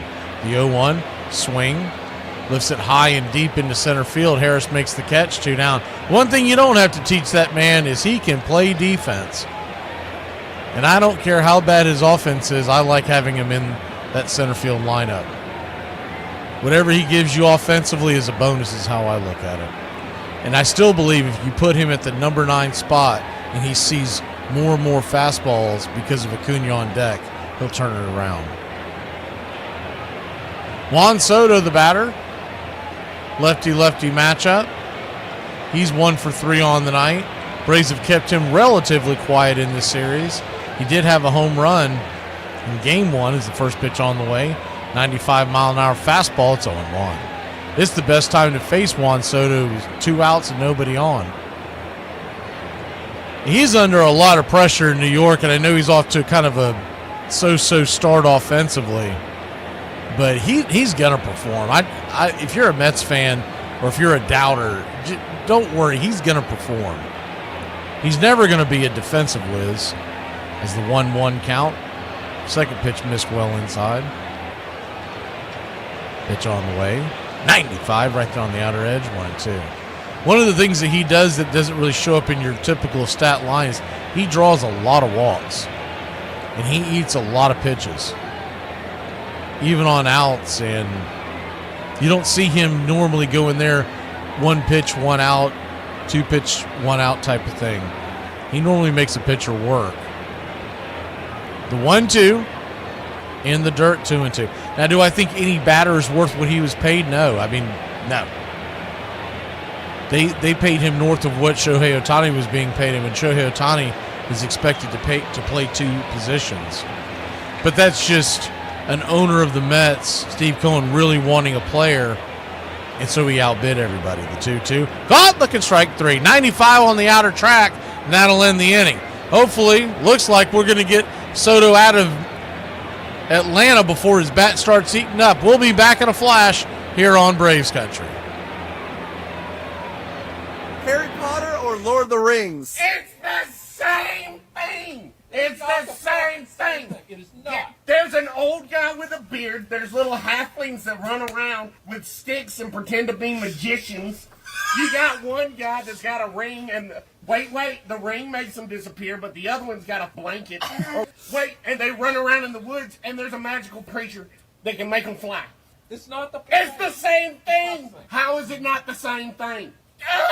This portion of the show is being brought to you by Ed's Almost Good Beer. Remember, Ed's Almost Good Beer was brewed in God's country when God wasn't looking. Oh, wow, I'm pretty sure that's going to be there it is. Another flag on the play. Multiple flags on the play. Holding. Offense number 97. That penalty was declined. Touchdown. After the play, unsportsmanlike conduct. Offense number 22. Penalty will be applied to the kickoff. This is going to be one of the strangest calls. That son of a... You playing against Dick this week? Yeah. Could be worse, man. When I played against him, he ejected all my players. What? Armchair. A room in right center. If he hits one there, we can dance in the streets. The 2-1. Swung line drive left field. 1 run is in. Here comes Brave. Here's the throw to the plate. He is safe. Braves win. Braves win. The fundamental reason for the popularity of the game is the fact that it is a national safety valve. A young, ambitious, and growing nation needs to let off steam. Baseball serves the same purpose as a revolution in Central America or a thunderstorm on a hot day. A tonic, an exercise, baseball is second only to death as a leveler. So long as it remains our national game, America will abide no monarchy, and anarchy will be too slow. Alex Verdugo leads us off, and the first pitch is right there for a strike. It's 0-1. Hageman in there once again, the 0-1, 93 inside, sinker, up tight. Did he go around? They check down the third base line. Edwin Jimenez says no dice, 1-1. 1-1 count. Kicks and fires. Outside wide changeup. Ball 2, 2-1.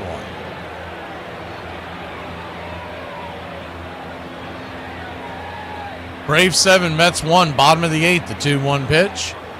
Fastball at the knees. 2-2.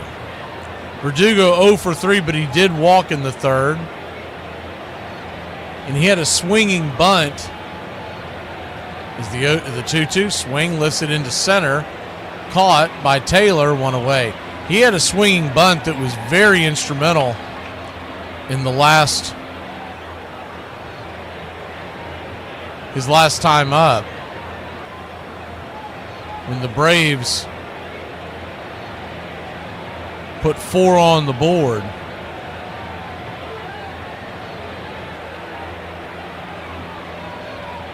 First pitch on the way to Riley is off the plate wide. It's 1-0. Riley, last time up, he walked and then scored on the Olsen double, the 1-0. Swing, chops it over towards third. Easy play by Ronnie Mauricio. That's a 5-3 put out. 2 down. 2 down. I think that's one of those plays that's going to go overlooked in the scorecard. No one's going to talk about it in the post games that you see all over the place. But that swinging bunt by Verdugo is the first pitch on the way to Olsen. Is down and in. Cutter misses. 1-0. Really put the pressure on Brazaban, because at that point you had second and third, 1 out, and Riley at the plate. The 1-0 smacks it back foul. 1-1. He couldn't find the zone. Next thing you know, you got Matt Olsen hammering a double down the line. That really was the game right there. The 1-1 right there just misses. 2-1. If the Braves hold on to win this and sweep the series, that's the plays that you circle. Is that double by Olsen? 2-1, swing, slaps it down the line. 2-2. But you've had good days at the plate by a few guys, and Spencer Strider really starting to look like he's back to Spencer Strider form. He wasn't dominant in the beginning, but he was getting outs. The 2-2, swing, lifts it into right field, drifting back. That ball's going to smack up against the wall. That ball's going to get down where the green grass grows. And another double for the Ice House. This is not watered down. This is Ice House. Ice House. Smooth as it gets. Rafael Montero is warming up in the Atlanta Braves bullpen. There are 2 outs, and Olsen stands at second with the 2-out double. Marcelo Ozuna due up. Infield will play back into the left. Love a little more insurance. First pitch on the way. Outside wide. It's 1-0.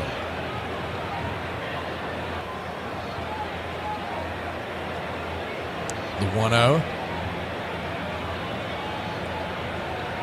Kicks and fires. Swing and a miss. Slider. 1-1. 1-1 count.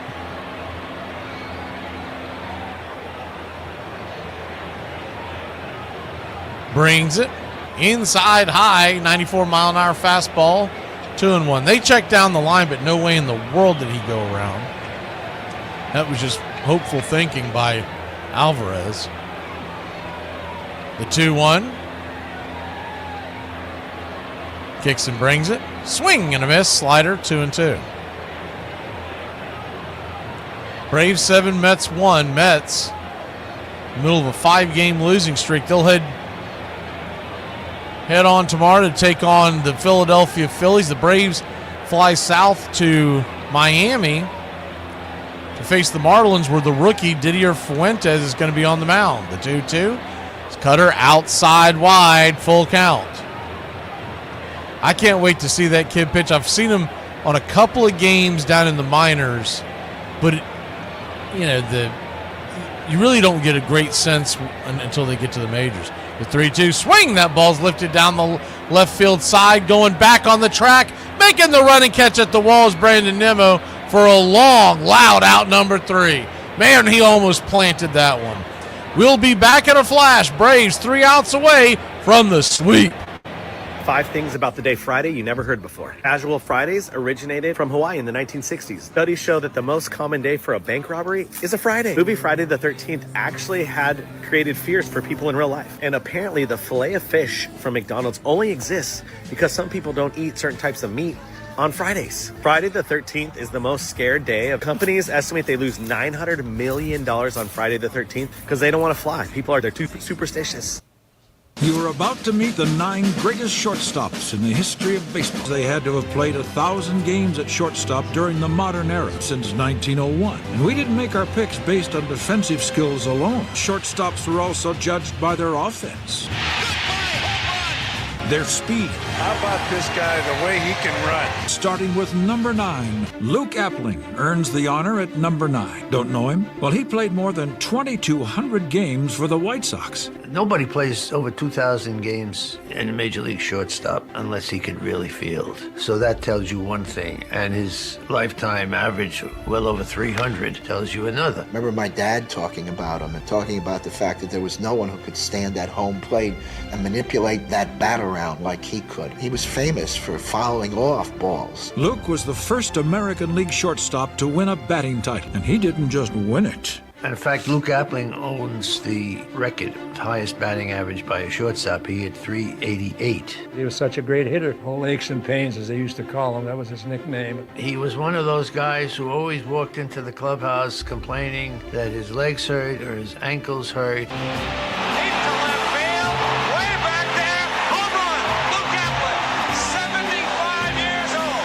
A batting coach in the Atlanta Braves organization. He put it to good work tonight with a home run. A fart is like success. It only bothers you when it's somebody else's.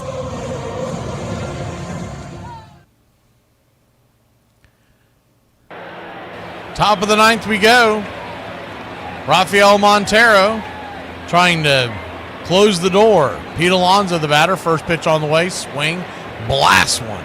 High and deep into the upper deck, but foul.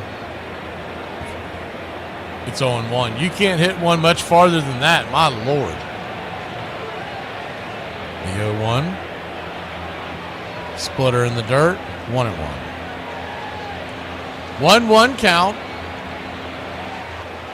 In a perfect world, Montero goes 1-2-3, and the Braves don't have to warm anybody else up in the bullpen. The 1-1. Swing, slices it foul, 1-2. But I'd imagine Kranitz and Snicker, it won't take them long to go get Iglesias if they even get 2 base runners on. 1-2 count.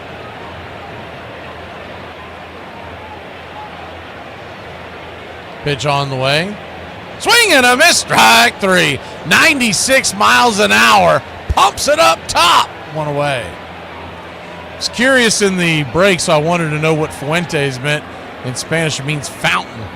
So we'll have to do something with his emoji tomorrow. And he is 20 years old, so I'm thinking Fountain of the Youth is going to end up being a nickname for him. First pitch on the way, 96 mile an hour fastball to Marte. He's just out of the zone. It's 1-0. It's 7-1 with 1 out, and this guy's had a wide strike zone all night. I want that called. The 1-0. Swing, lifts it high and deep. Right field going back on the track. It's going to go off the wall. Acuna gets it, fires it into the infield. That's going to be a close play, but Marte will be safe.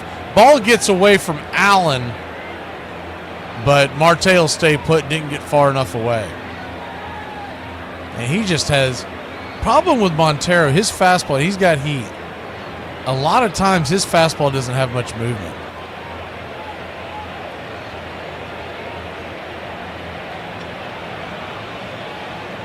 Looking at the break on it, it's really not much of a break on any of his fastballs.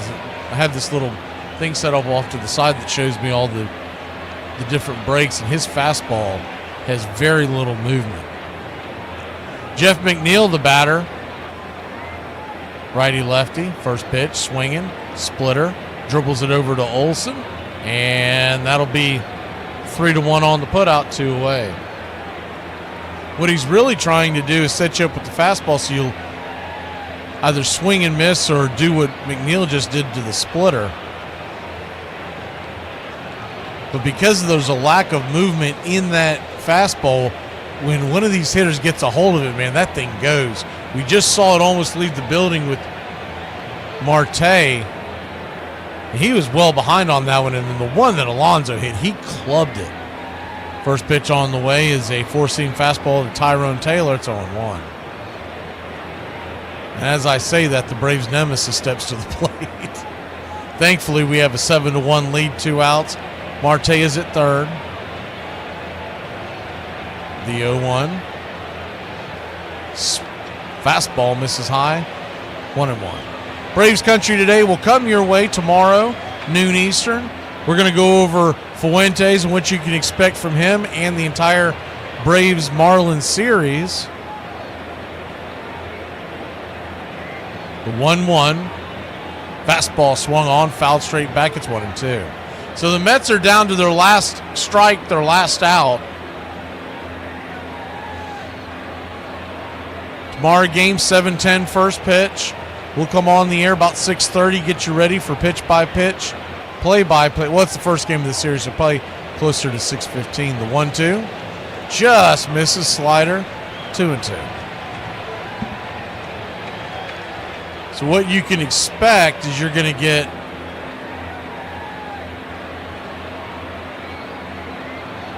Fuentes tomorrow and then Elder and Holmes going on Saturday and Sunday. The 2-2. Fastball misses high, 3-2. Standing on deck is Alvarez. Really don't want to play around here. You got to go after it. You can see, man, I know we pick on Snicker, but dude, his stomach is churning right now in the dugout. The payoff pitch. Swing and a miss, strike 3. That'll make it feel better. Braves win. Braves win. Your Atlanta Braves win. Whiskey for my men, beer for my horses. Atlanta Braves 7-1 winners. And the game ball, well, you can have your argument. I'll take mine. We're going to give it to Matt Olson. He went 2 for 3, 3 RBIs, 2 runs scored, and a heck of a slide, head first slide into home for the Braves' first run of the night. Braves win 7-1. We sweep the series from the New York Mets, and we climb a little closer to the top of the hill. Braves will move within what it will be 5 games of 500. We're too far away from me to even think about that. Sweeping the Mets as well as they've played this year, that's something. We head to Miami tomorrow. Braves Country Today comes on noon Eastern. If you want to catch it live, if not, you can catch the replay anytime you want there, Country Club members. And the audio will be available pregame tomorrow night. Braves 7 runs, 8 hits, no errors. Mets 1 run, 6 hits, no errors. And we sweep the New York Mets to get back into this thing we call a Major League Baseball playoff season. We'll see you tomorrow, Braves Country. Have a great one.